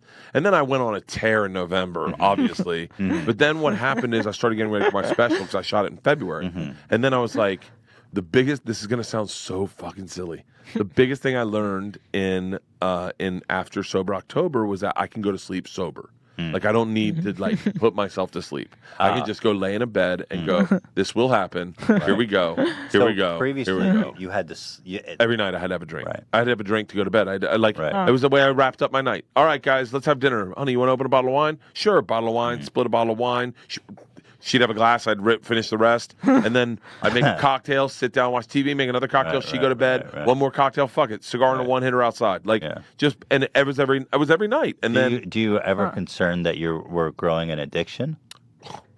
No, I was way past that. Like, I wasn't worried about the addiction. I was like, we are where we are. This is what I do for a living. This is who I am. I fly, I party. But then you quit cold turkey for a whole month. Yeah, and everyone was like, you're going to have a stroke. And I was like, what? And then I was like... It is dangerous if you're addicted to alcohol. I wasn't addicted, apparently. Well, if you consume it a lot. Yeah, if you do it, but you got to do it. I mean, I'm not a doctor. I've seen documentaries of alcohol addicts. It's a special kind. Like, these guys drink whole bottles. It's very different. More than that. Once again, I'm not a doctor, so anyone listening, do not listen to what I'm telling you. Just because it worked for me, do not... You have a freak body that you run triathlons and drink 9 drinks a day and shit. Well, what happened is, and so we did Sober October, and then I was kind of a shoe nice. You're like a successful shoe nice. You don't know what that means? No, I do. But I think people... but like, you have an incredible body. You endure. Yeah. And you achieve. Yeah. Despite your efforts to just destroy your own body. I take that as a compliment. Yeah. But yeah, I didn't. I just quit drinking, and then there was I felt no withdrawals. I felt no bounce back. I just was like, I didn't felt just sample your blood and like, I felt no need to drink. I just was like, I was like, you were fine. DNA. I was like, cool. And then when I started drinking, I only started because we were in New Orleans, and I was with Ari. And he's like, let's get fucking drunk, and I was like, cool. And we got a buzz again, and I drank a little bit. But then in November, I got the offer, or like end of October, I got the offer for Netflix, and I was like, okay, now I got to get to work.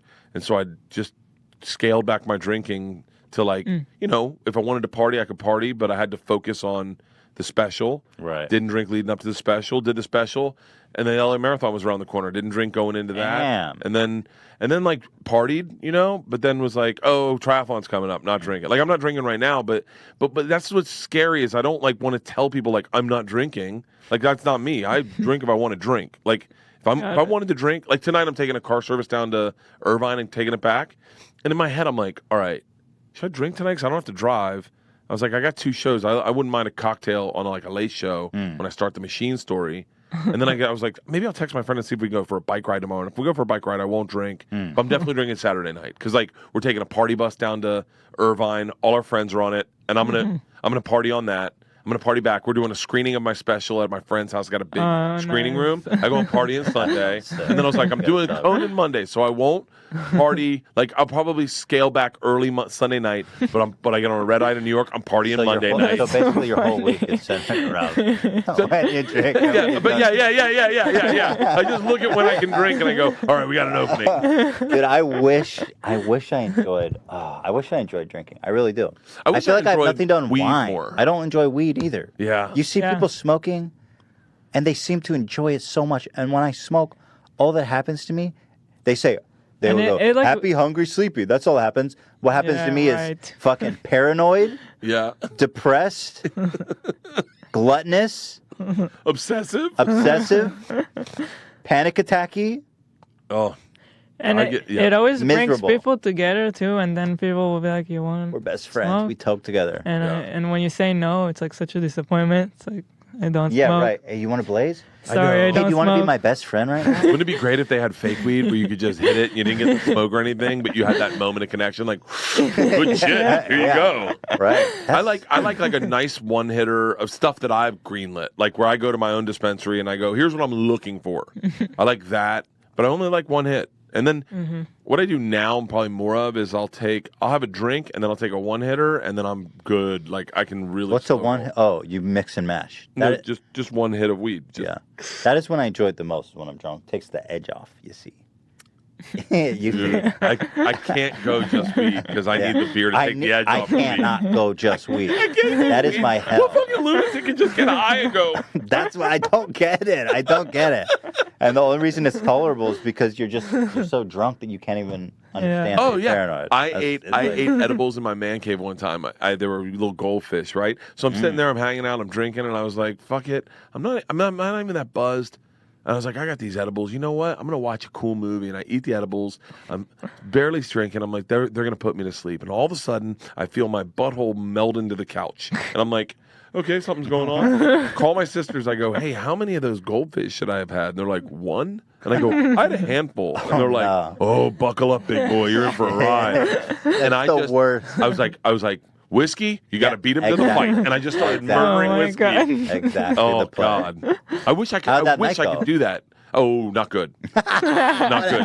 I ended up in bed forgetting how to breathe. Is that the story? I ended up in bed forgetting how to breathe. Oh, my God. That story is so funny. I was like, we do this on our own, or do we have to think it through? No, we think it through. One breath in. Now, what do we do with it? Hold it. Yeah, that's the joy of smoking weed. I wish that I had something to unwind. I feel like I don't have any hobbies. I feel like I don't enjoy drugs. Is that what being depressed is? That's what I wonder myself. I say, I don't enjoy anything. Am I depressed? And the answer is probably yes, dude. Yes, you fucking idiot. You've been depressed. See, it's different. See, we're by the way, this is super meta, but we're battling with something our parents never had to battle. Our parents never got to follow their dreams. So when they had a job at an insurance company, or my dad was a lawyer, he then got off work, was like, I hate that. Now I'm going to do what I love. See, I only do what I love. So my therapist was like, you need a hobby. I said, I have a hobby, is shooting a vlog. And he goes, that's not a hobby. I said, well, no, editing videos is a hobby. He goes, no. I go, writing jokes. He's like, that's not a hobby. Right. I was like, writing scripts. He's like, no. So I took nothing work related. Yeah. And so I took up leather working. Like making leather, like putting That's sick. like wallets and stuff. And then in the middle of doing it, I'm like, I could sell these at my shows. Yeah, you can never escape. I can't escape it. But when I had a desk job for 5 years before we were successful here in Israel. Yeah, 5 fucking years marketing. Yeah. And I had the work week sucked. I fucking hated every second of it. But when those weekends and those night homes, you see I'm closing my eyes because I'm cherishing it so much. We're bliss. Dude, I said to someone, and this is hashtag first world problems.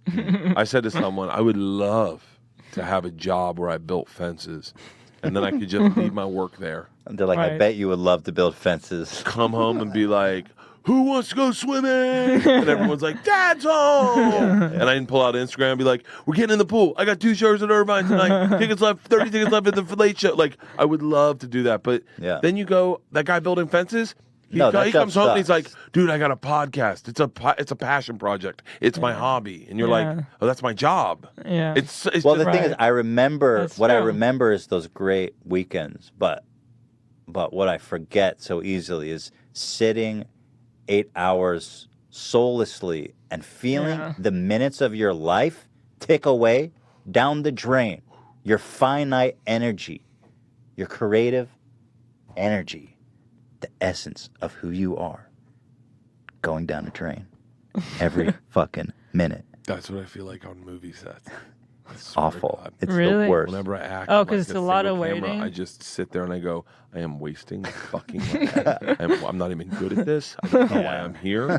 They want me to bring something original. I'm just going to do So what you I know think what it they feels want. like. Dude, I cannot. Like, I wouldn't mind doing a multicam where it's like Bert walks in and they're like, Dad's home, and you hear the whole studio on. Yay! I like that, the cheesy shit. I love, Right. but I couldn't. I don't think I could be. You have long days on set? Because I've never been on set like to that degree. You just sit there? Like, you just sit there? Sit there. I mean, I guess like if you're someone creative like Dave Chappelle, you probably write a script. But like you multitask. Yeah, you multitask. I guess. I don't multitask. I just browse Twitter and I'm like, Are your dude, eyes bothering you from Twitter? Because my eyes, like I get up when I I get up don't in the know. morning, We just- I literally That sit does for an happen to hour. me. yeah, like, me too. By the way, Yeah. does that bother you? Because I fucking hate that I do that. Like, I'll wake up at 8 and I'll get out of bed at 10 and I'm like, what is wrong with you? Are sick, bro. An hour. I hate I it. give it an hour. Yeah. The other day, my wife goes, "You did that for an hour." Yeah. And the worst part is, like, after 10 minutes, you've seen everything. Everything. And by the way, I would love to switch phones and see what your discovery page looks like because mine is Probably like the same, no? No, I don't think. Do you don't have think so. boats and guys hitting golf balls? Well, here, let me show you. Here, let's go discover. I just have a trends for you. Oh, Yeah. John McCain.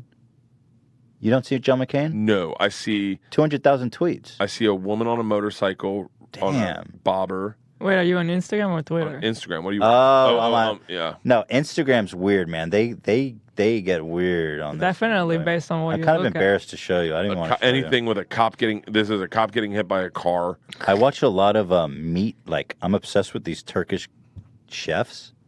They like cook crazy meat. Really? And like barbecue shit. I'm really into barbecuing and cooking. And there's like all these Turkish meat guys, dude. I have golfers all over my page. You're What's with into that? golf? I don't even really golf. Like I haven't. I mean, I can golf. I golf, but like I'm not a golfer. Like I said to someone, I said when we were talking about doing promo for the special, I was like, I'm going to do a golf video, and they're like, why? I go, I don't know. They seem to be all over the place. And I'm like, no, that's what you've been looking at. Dude, golf is so popular right now. Boats. I get a lot of boats, like just dudes in boats. And I got the the faster than challenge. Faster than? Yeah, like it's. I think it's just Black Instagram doing it, but they go, man, all these motherfuckers be like. It's a shot of the ground like this. So like this is the ground, this is the phone. The phone's on the ground. Right. You don't see the person's face. You just see their foot Yeah. step into shot, and then they start tying their shoes. Like, man, all these motherfuckers saying they be faster than me. There ain't nobody faster than me. It's a And they're tying their shoe, and as soon as their shoes tied, they're like, I'm fast, and they take off running away from the camera. What? That's a weird one, dude. I'm not in. I'm running not in. challenge. Type in running challenge. I'm not in the Type Black in running Instagram. challenge. Here, let me. Oh, look on I'm YouTube. all over Black Instagram. That's my. I think I might just be Black Instagram. What is it called? Running challenge. I am not. Huh. Here. Damn. Is this It would be. Am I not woke? Am I not it? woke for not knowing this? Oh, this is from 2016. No, they're brand new. I think it's running. Running Man Challenge? Nope. Hold on. Let me see if I can They find said it. Running Challenge Instagram. This is niche, man. You're in deep on this shit.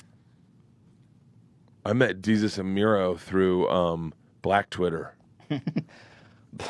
Is that another app? Is that a different app? No, it's running challenge. Here, running show me. challenge. They're all running challenge.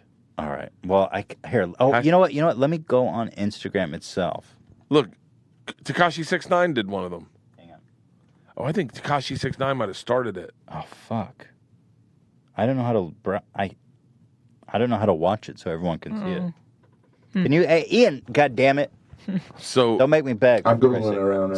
So back in That the was day, loud. Sorry. Jesus and Miro were all about Black Twitter, right? And I loved Black Twitter. Like it was my favorite. And they'd have like the one that I got involved with was V-Day gifts for the hood.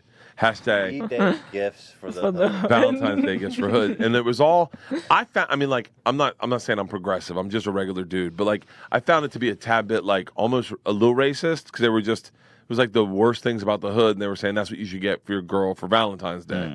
They're like, how about a mattress out behind the hood so she can jump on it? Like, I was like, huh? And then they're like, get her a click-clack. You know she needs one. She got 7 get her another baby. Like, those were all the things. And I was like, and so then as a joke, I went on and I wrote V-Day Gifts for the Hood, and I was like, anything Dungeons and Dragons, son. And these guys were like, no, man, this ain't for you.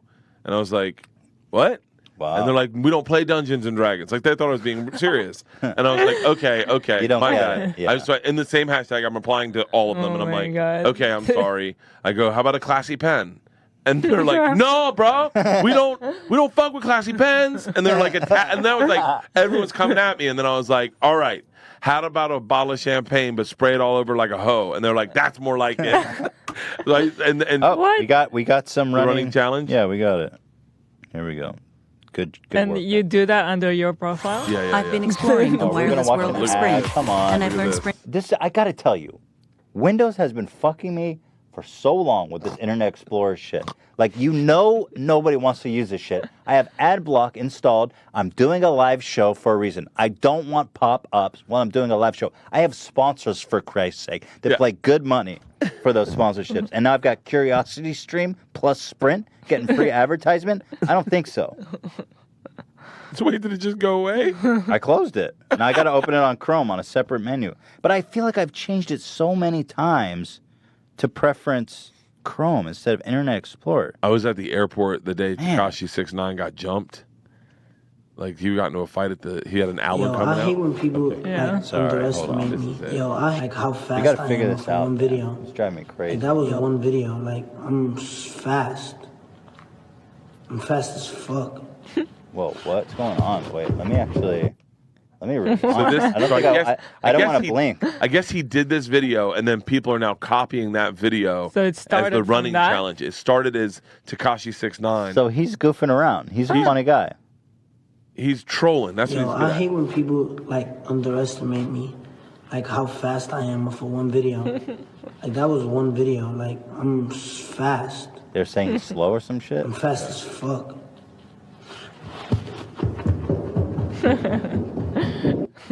I hate when people. It's just on repeat. Yeah. Huh? His tattoos are. Yeah. He's got 6ix9ine tattooed all over him. That's dedication, man. Yeah. Making it work. There's only one way to do it this way. I saw him got beat up. He got beat up at the airport, and then, or not beat up by. I mean, he got beat up, but and then I was in line behind them in security. Oh, you were there? Oh, I was there. I pulled up. What happened? I guess some Crips. Oh, was it gang related? Bloods. Yeah, it was gang related. Oh no, Bloods maybe. I guess he has beef with Bloods. He.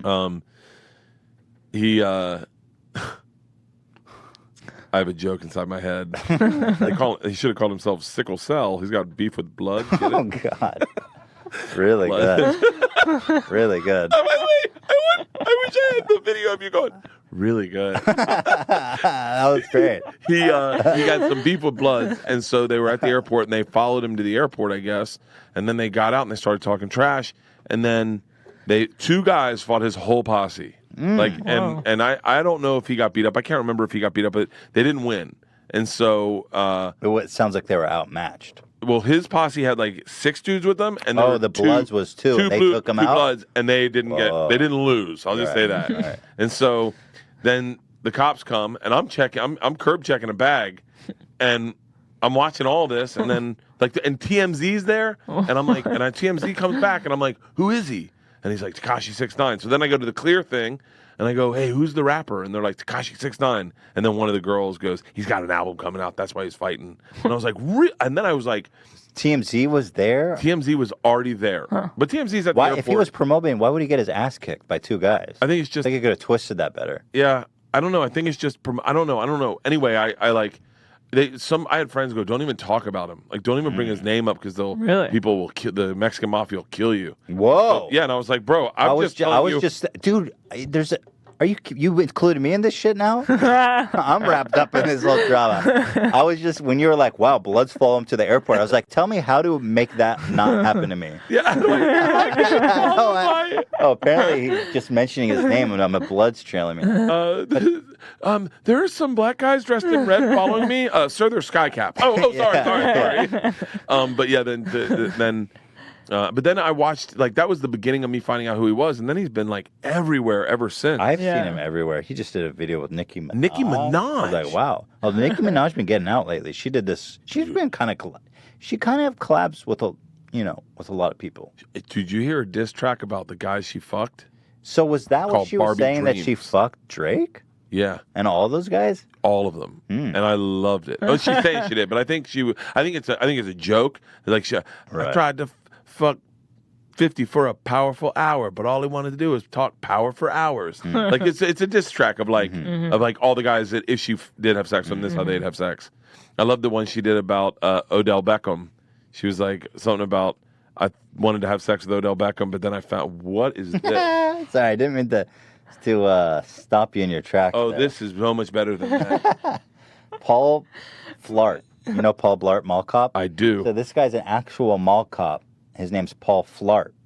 And what he does is he takes a video of himself farting every day on the job. You want to start from the genesis, or you want to start somewhere in the middle? I would like to go to the one with the most comments. What? Let's scroll through. 503. Yeah, this is... Paul Flart is born. He was actually fired dramatically. There was a viral video where they found his account. And they're like, dude, you're fired. And he filmed the whole thing. I should probably... How did I never see Can you it? find that, Ian? This is a hot new thing. This is a hot new thing. Paul Flart.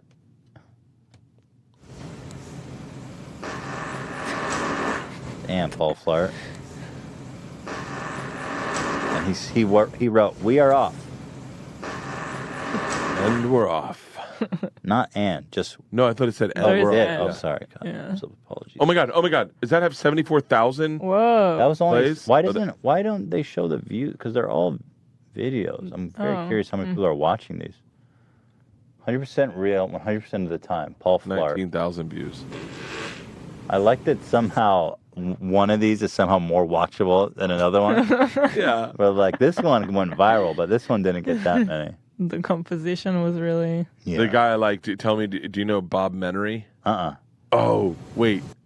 You don't know Bob Menery? Uh-uh. Is that an Instagram thing? Oh my God. He makes me laugh so fucking hard. Instagram comedy thing? Instagram, and he's... Where's this? I'll hang on. Tell me I'll text you the number of the one to watch. He just comments on, he does commentary over sporting events, but it's not.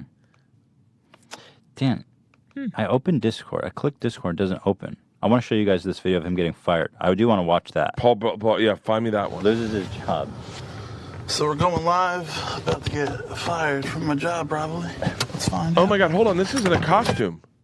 You think so? This is a real human being. No, that's a real human being. Those were real farts on the job, and now he's being fired. Oh my God. Paul Flart loses his job to his viral fame is the title of this video, of which he titled this video, Paul Flart loses his job due to his viral fame. Oh my God, I wish I had the balls to put that as a headline. Here he said, "Before you complain about vertical video, I was live on Instagram when this happened, and they only support vertical to the best of my knowledge. Hashtag Paul Flart, hashtag fart." By the way, now I have to fart. Flart Army. Go ahead. In the mic? Yeah, you could. Yeah, go ahead. I mean, but I'll just say, I'm like watching an air bubble, and you don't wear underwear, do you? Right. Are you gonna shit your I'm afraid.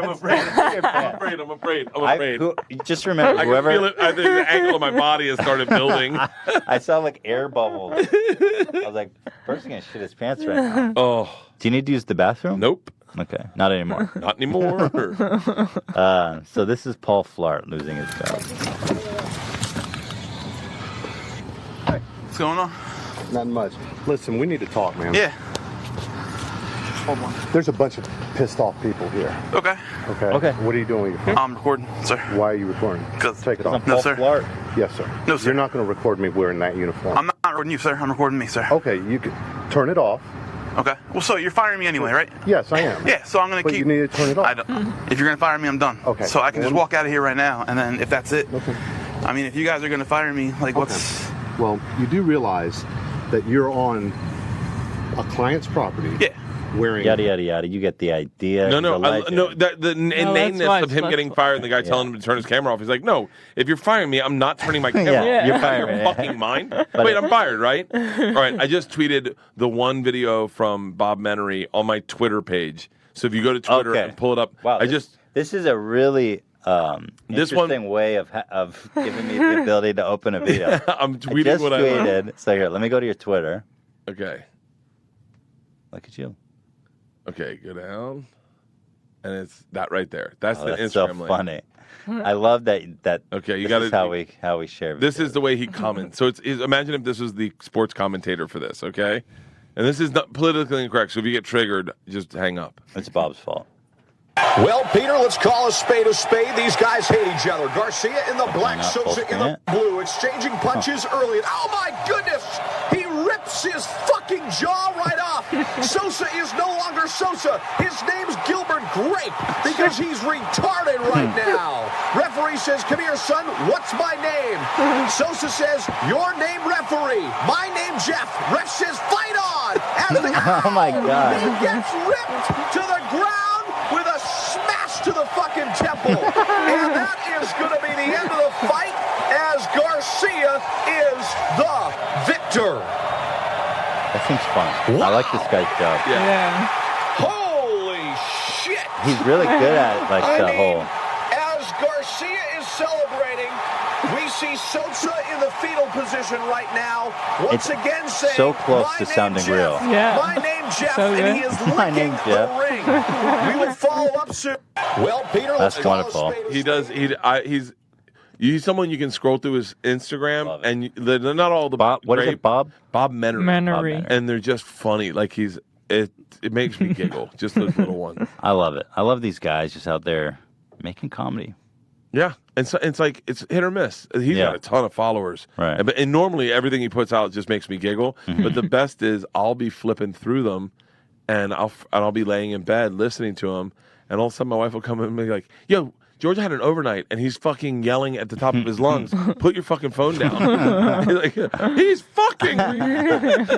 So, tell me about Secret Time on Netflix. Yeah. Right now, streamable. Yep. Everybody has Netflix. Everyone does. Pretty much. I've got it on my phone.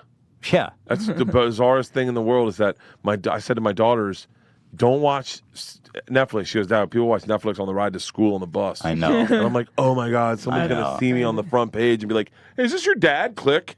My wife looks like Elvis when she has an orgasm. But yeah, it was great, man. Shot it in Philadelphia at the Trocadero. Did 6 shows, taped 2. And first show was mediocre, wasn't that great. And then the late. Really? Yeah. Why? How's the show mediocre? It was raining that night, and the generator went out, and so we didn't have electricity for an hour and a half. Oh. So the first show had to wait in the rain for an hour and a half and lose their buzz, and then we brought them in, sat them, they're wet, they're unhappy. Oh, man, that's a tough crowd. And it's Philly. That's a tough And the crowd. guy's like, I don't give a shit if you're recording your special. I'm fucking soaking wet. My girl's hair's all fucked up. I don't know what accent I'm doing, by the way. And so then first show was not the best. It was okay. It was like an 80 out of 100, but when you're shooting a special, you want 100. Yeah. So I went upstairs and I sat with my buddy Tony and we had a coffee. And he left and I was like, I've always said I like to be under pressure. I love things live. I love the pressure of things. I was like, time to prove it. And I went out and literally had the best set of my life. One of the best sets of my life. Really? Beginning to end. I mean, to the point where I screwed around and I added some shit. And then I was just like, keep it in. Improvised. And it was the best set of my life. And it went live last night, and I was looking like on Twitter, you kind of gingerly look and see like, fuck, what's something bad. And everything's been good, so you're just like, all right, cool, I'm good. Yeah. Just let it sit out there, live out there. People can watch it and enjoy it. If you don't like it, I think people are at this point, if they don't like it, they're not going to take the time to go and hate it online. So I probably won't see that, hopefully. But it's been a good response. And people like you guys have liked it. Segura liked it. Joe liked it. We so loved like, it. I mean, listen.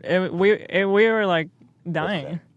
Not to blow smoke up your ass, but come on, you're one of the top guys. Dude. Oh, very Give me a break. I appreciate it.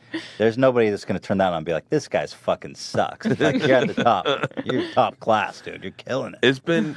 I'm very happy with it, and I think the real struggle is to make sure you have a new hour so that when you're touring now, people come out to see you and they see all the material. Yeah, and so That's I got a new 52 minutes, so I'm cool. So how long does it take you to prep like a whole hour like that? You know, For right now, from February until now. So 6 months. Yeah, about 6 months to write a new hour. And so you've spent how many times? It's not great. It's not perfect, but it's a new hour that I can stand and talk. And then from this 6 months till the next 6 months, it'll get tighter, and I'll add some new bits. I'll find some new transitions, and I'll make things stronger. And then you hopefully. What are you talking about? Your show that you're taking on the road? The stand-up show I'm doing on the road right now. The one I'm doing tonight in Irvine. Still evolving. And so you're still evolving this one, but it's good. It's an hour of like new material. You fuck around a little bit on stage. You have fun in the moment. Little crowd work. I mean, I've been doing stand-up, so I can cheat it for an hour. Yeah. But and then at the end, I ask whatever stories people want to hear, and they always say the machine. I'll tell the machine. Flying dildos are the ones everyone always wants. And then next 6 months it gets better, and then you should get an offer within 3 months after that to do another special. Like 18 months is the period of that's the life. That's the distance between specials. It should be. And so how is there a process? So by the time you're doing the Netflix special, you've already done this show tons of times. Yes. So there's no rehearsing. You're like, I know this. Oh, what happens is I did my one special when I gave it to you, and then I wrote my new hour. Yeah. And then I worked it, and I knew what I liked. I knew I had my one big piece that I love was the zip lining story. So that was like the center. So I wanted to work. And the way Netflix works is people only watch 32 minutes. That's what they say, you know? Oh. So I wanted to put that in the middle so that if you were going to only watch 32 minutes, Sneak you in the rest. it's not some medium bit. It's like a really great bit. Right. Yeah. So that you go, well, shit, now I'm watching the rest. Right. So I wanted the tent pole around that. And so I think I did properly.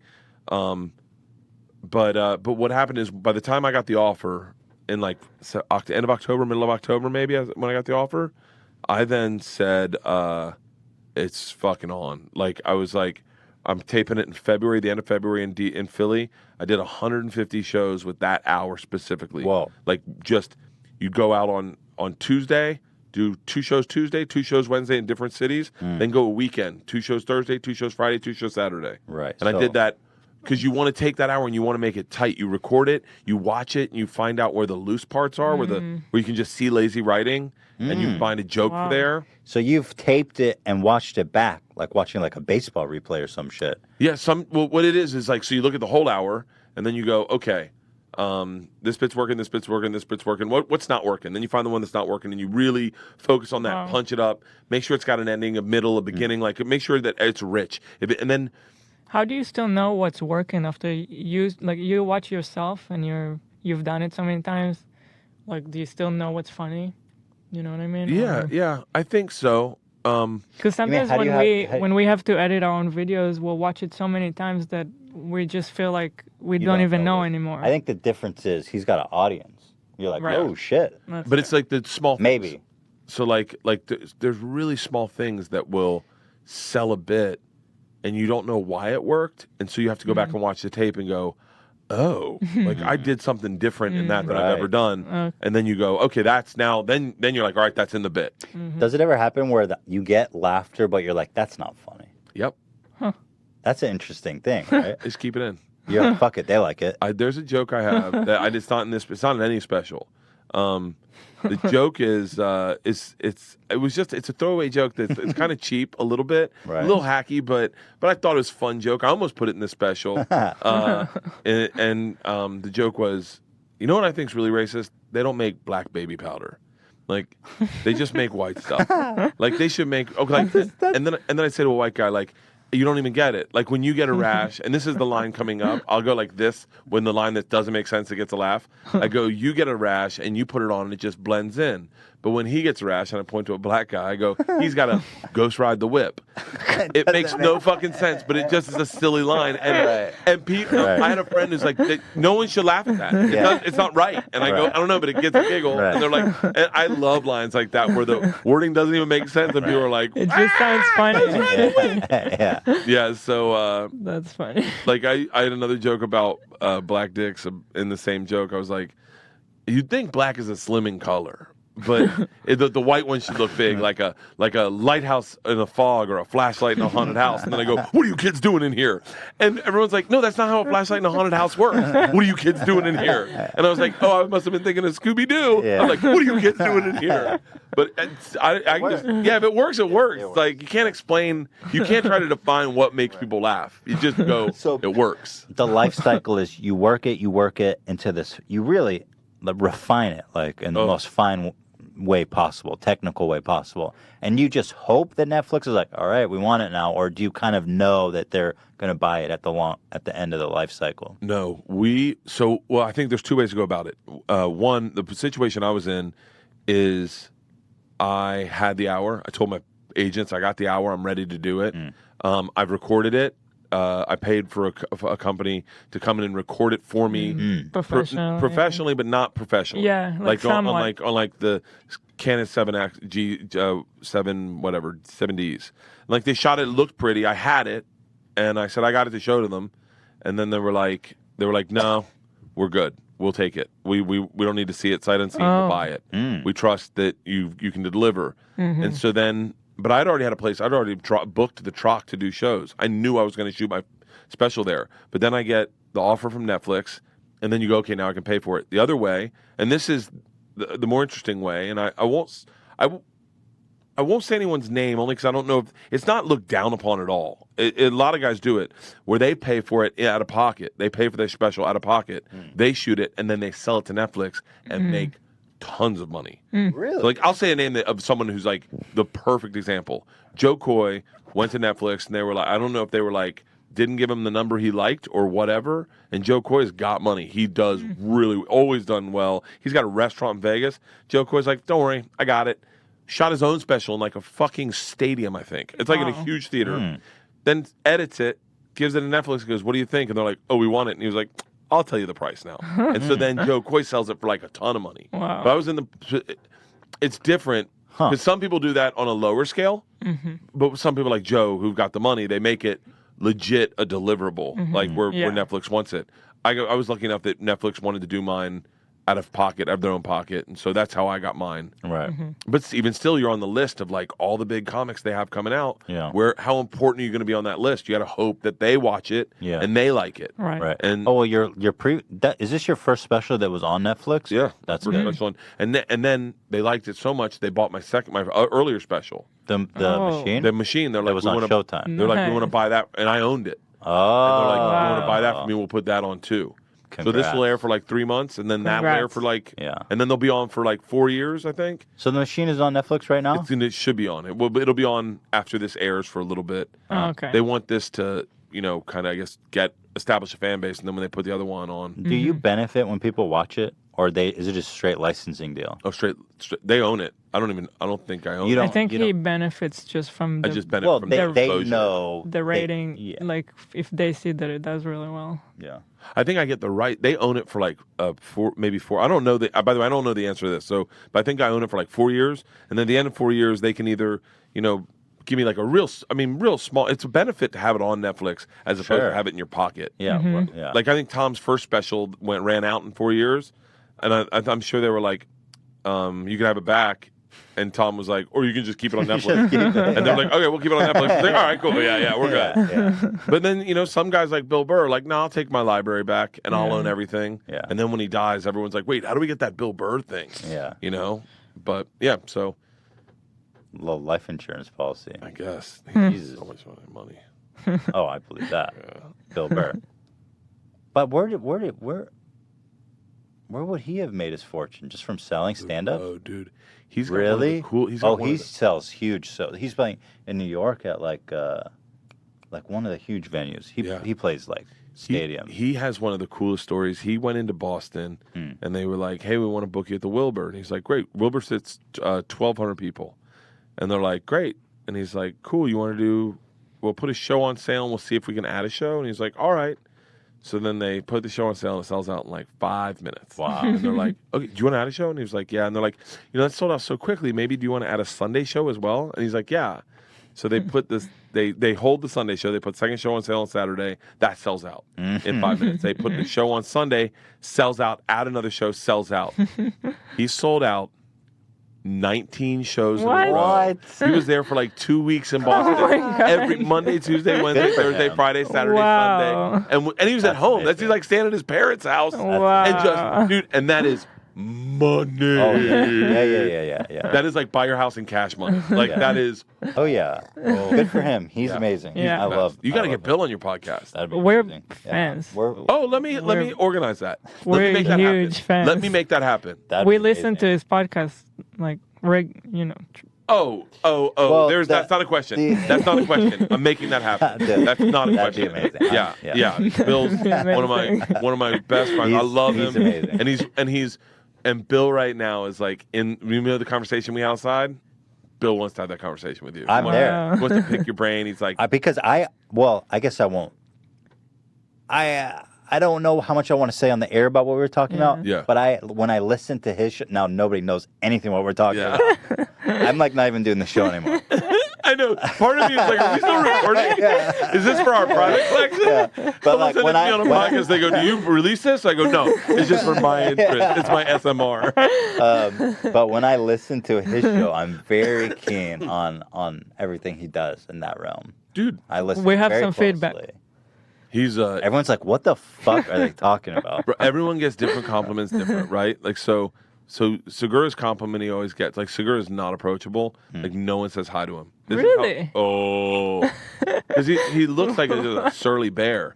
So like whenever I'm with Segura, people are always like do one of two things. They'll go like, "Oh shit, the machine," and I'm like, "What's up?" And they're like, "Oh my god, dude, can I get a picture with your shirt off?" I'm like, "Of course." So I take my shirt off in public. How many days? In public. How many times a day do you whip your shirt off? Today, 4 times today. Oh my god. Yeah, and then inevitably they'll go like, "Hi Tom, I'm a big fan," and then they'll just walk away. That's strange. I find him approachable.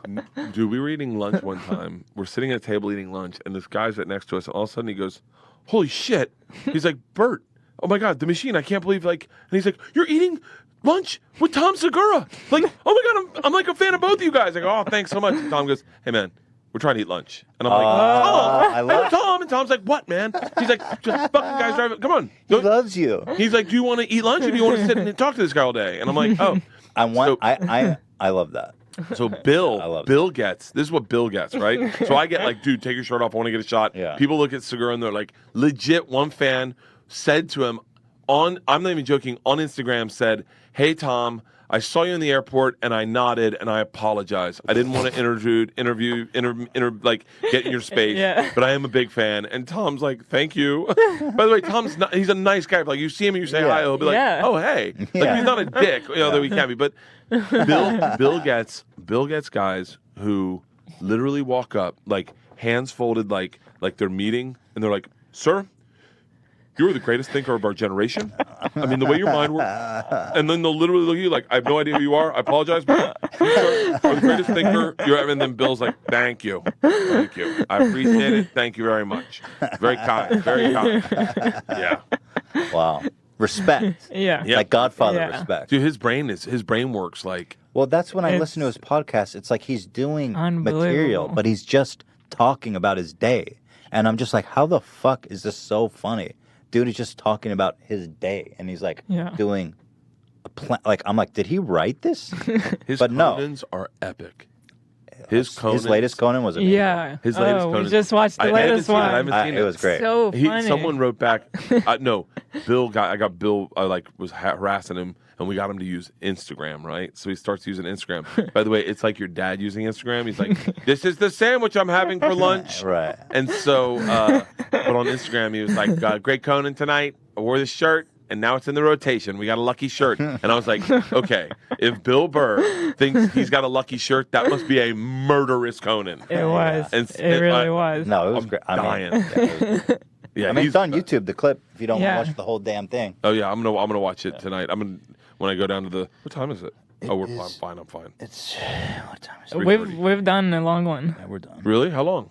I mean, it's over 2 hours already. By the way, the first one we did was 3 hours. 2:20. Even to today is probably still one of the longest ones. For real? Done. I think the longest one we've done was like the charity one. That was like 5 hours. It was like 5 really? hours. But that was a even comes special. close What to that about your one. first post? I literally How long was that? That was probably like 3.5. Yeah, that was a long was long. We were drinking. Really? Yeah, that was a drinking one. But he drinks Bud Light, so... Oh, so it's like Yeah, water. yeah. It's not like when you... We were hotboxing this room with cigarettes. It was foul. Really? Loved it. Dude, hey, what's going on with the Logan Paul KSI fight?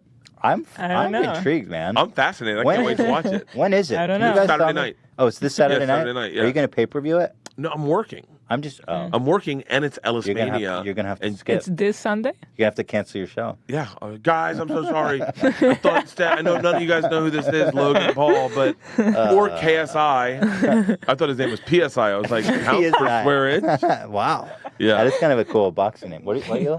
This Saturday. This week. Yeah, okay. We're gonna have to cancel our plans and just go to the hotel room. Who do you think's gonna win? Logan Paul. Really? Yeah, I think he's got. That's what everyone is saying. I think KSI. Really? Because he has experience. And I think he takes it more seriously. Wait, I thought Logan Paul has experience. No, Logan Paul doesn't have experience doing shit. Okay. KSI has had one boxing match that he won. Yeah. He's been training. He's very serious. He doesn't even make a YouTube video. Logan Paul is being cute. He's making YouTube videos. KSI is fucking grinding. Do you know they're going to do one in LA? They're going to do another one? Yeah. We're going to send... There's a rematch. Yeah. Or they're just not going to let anyone know what it was? No, yeah, it's a rematch. So we're going to send like Joey Salads out. You know Joey Salads? I know Joey Salads. Of course I do. Wait, you're still friends with Joey Salads? Yeah, he's like friend of the show. He's the legend. I love his ass. Dude. Oh, Joey Salads. Oh, that just cheered me up. I love Joey Salads. Oh. People don't like that I'm friends with him, but I'm like, listen, he's the original salad head. Yeah. He's lovable. Yeah. He might be an idiot.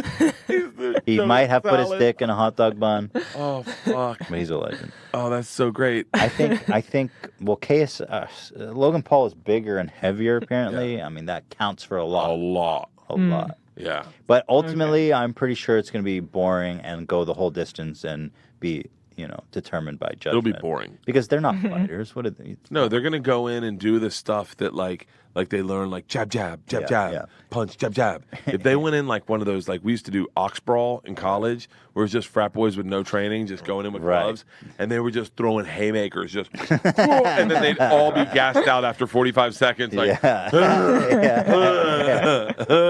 think they're going to be gassed. Dude. They're both, in shape, but I think they're just not. They're not professional fighters. What can you expect? Yeah. Well, you figure if they're training, they maybe have gotten a little bit. Ellis Mania is this week. Jason Ellis has a show on Sirius XM, and two of my friends are fighting, Ryan O'Neal and Luis J. Gomez, but they're doing MMA. They're doing jiu-jitsu and everything.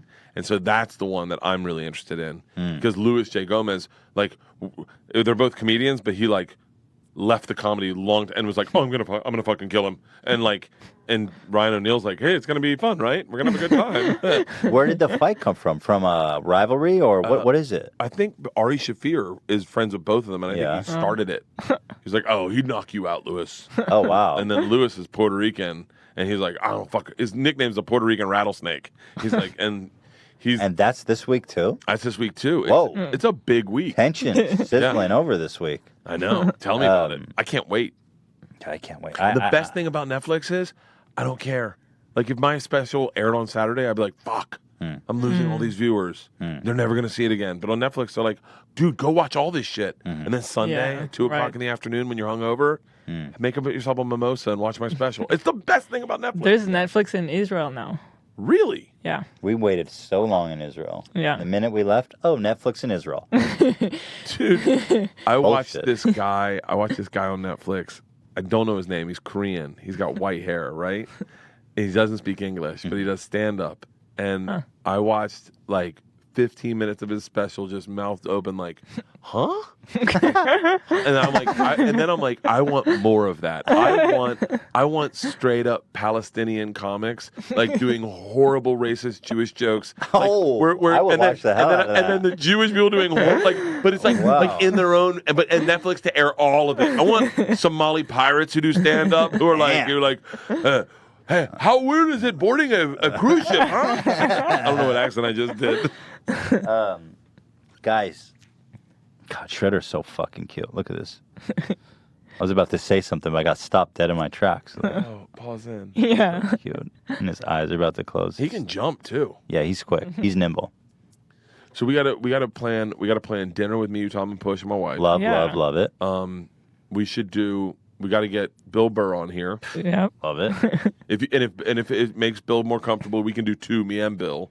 Love it. Even more. Just to make sure that Bill doesn't feel like it's going to be like Bill's biggest fear is that he's going to get like some. He's going to go in and it'll be some feminist blog. Like, oh no! Well, like a Jordan Peterson like kind of. Just ones that go. Gotcha. So can women be funny? And he's like, what? I never said that. Yeah. But people just think like I didn't say that's the biggest fear. Whatever. Well, then now Bill's like, oh, way to go, Bert. Way to go. Way to put words in my fucking mouth. All right. But yeah.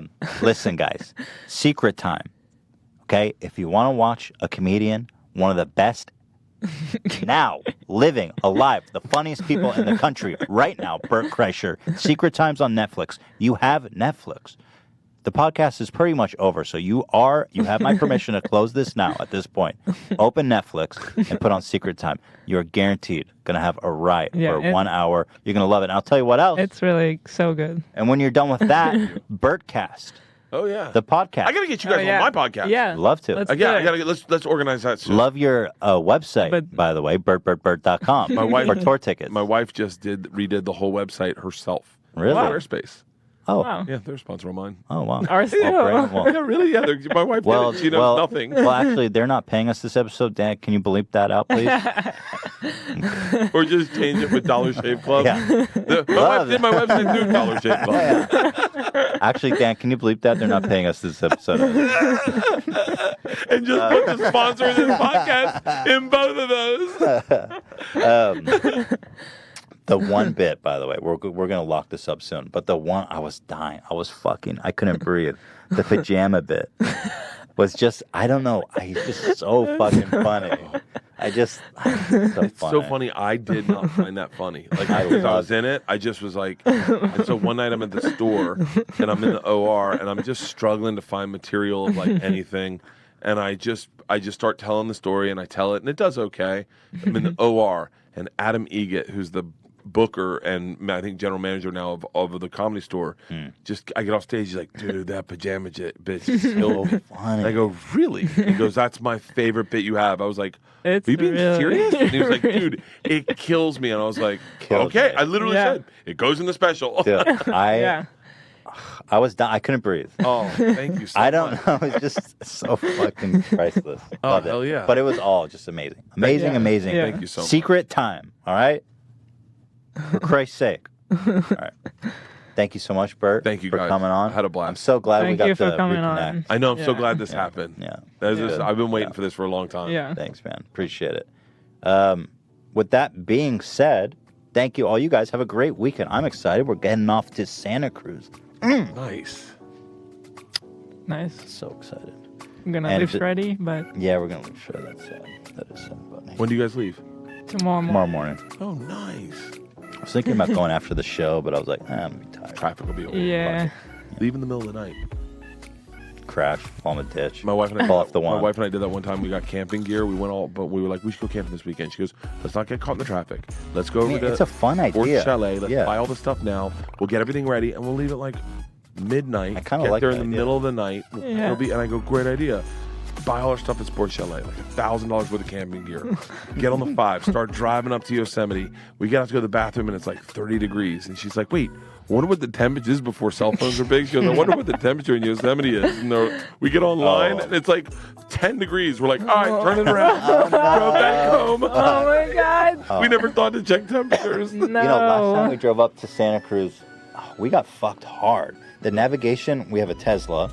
Just part of the story. I'm not saying that to brag. It's part of the story, okay? Yeah. Sorry that I had to say that. But the navigation, it doesn't use Google Maps, so it doesn't have traffic updates. Okay. And part of so we're driving up the 1, which for anyone that isn't familiar, it's a road that goes all the way up the coast of California. It's really beautiful. There's a point from like the center of California up to Santa Cruz, which is about 2 hours in the mountains, no reception.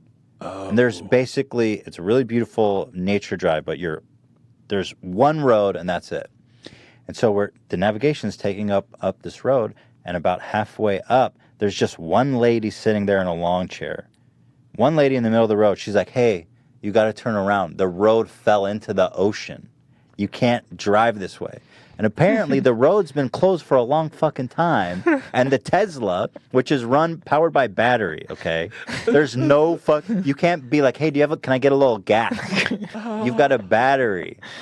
And thankfully we charged right before going up the 1. But like, if we went up there and didn't charge, we would have been in there in a fucking But dead then we had to drive back. By the time we got back, it was empty again. Then you got to charge again. We got lucky that we charged right before because there's no reception. No fucking gas. What would you have to do? You have to get your car towed. I don't know. I don't know. Your Tesla was like a teenage boy with his headsets on in the 70s in a house fire. What? What's the smoke for, Mom? Why are you freaking out? But the scene there was just this one lady sitting in a lawn chair in the middle of fucking nowhere. It's on fire. The road fell into the ocean. I was like, oh, okay. Oh my God. I was like, fuck. I guess the same thing would happen with gas. If there's no gas stations around, you'd run out of gas. But you could like siphon some off. Or you could wait for someone. Someone can come. I guess someone could just bring you gas. As opposed to just like an external charger for your phone, plug it into your car. But like, how do you call for a tow truck? How do you do that? Oh, because you can't even charge There's your no phone reception. on your... And there... Yeah, there's no reception here. No internet. What do you do? I was like, wow, I don't know what you do. I think that's when you start... Jump. You just jump. Well, you take the insulation out of it and you start building a fire. Right. You just cut your seats open, pull all the stuffing out. Total survival mode. Everyone's driving by because all these cars driving, turn around with gas powered. Yeah. Well, that's when you guys just move there and get a job. Start selling acorns, start selling peanuts on the side of the road. Pull up a lawn chair, turn it around. Work for the city now. You pull up his lawn chair and you go, we'll work together. Yeah. I'll take noon to 5. Yeah. Turn it around. She's sitting next to her Tesla. Oh man. Oh, I could do this all fucking night. Yeah. All right. Guys, have a great weekend. Next week is Tim Heidecker, right? Yeah. Shut up. Pretty excited. Holy shit. I know. Oh, that's gonna be I'm awesome. a big fan, so we'll see. We'll see how that one goes. Yeah. Sorry, ladies, we parked our jet skis outside. Yeah. That was the from the Absolute. The Absolute. Yeah, with him and Zach. Yeah. The hot dog is so hot. Yeah. Oh, I love it. That is awesome. So we will see you then. Yeah. And have a great fucking weekend. God damn it. Secret Time, Netflix. Yeah. See you guys on Tuesday. See you guys Tuesday. Oh, right. We do episodes on Tuesday. Yeah. I don't sound. Oh, Dan ended it, I guess. That was me. I was gonna hit him with the soundboard. Oh man. Yeah, that was awesome.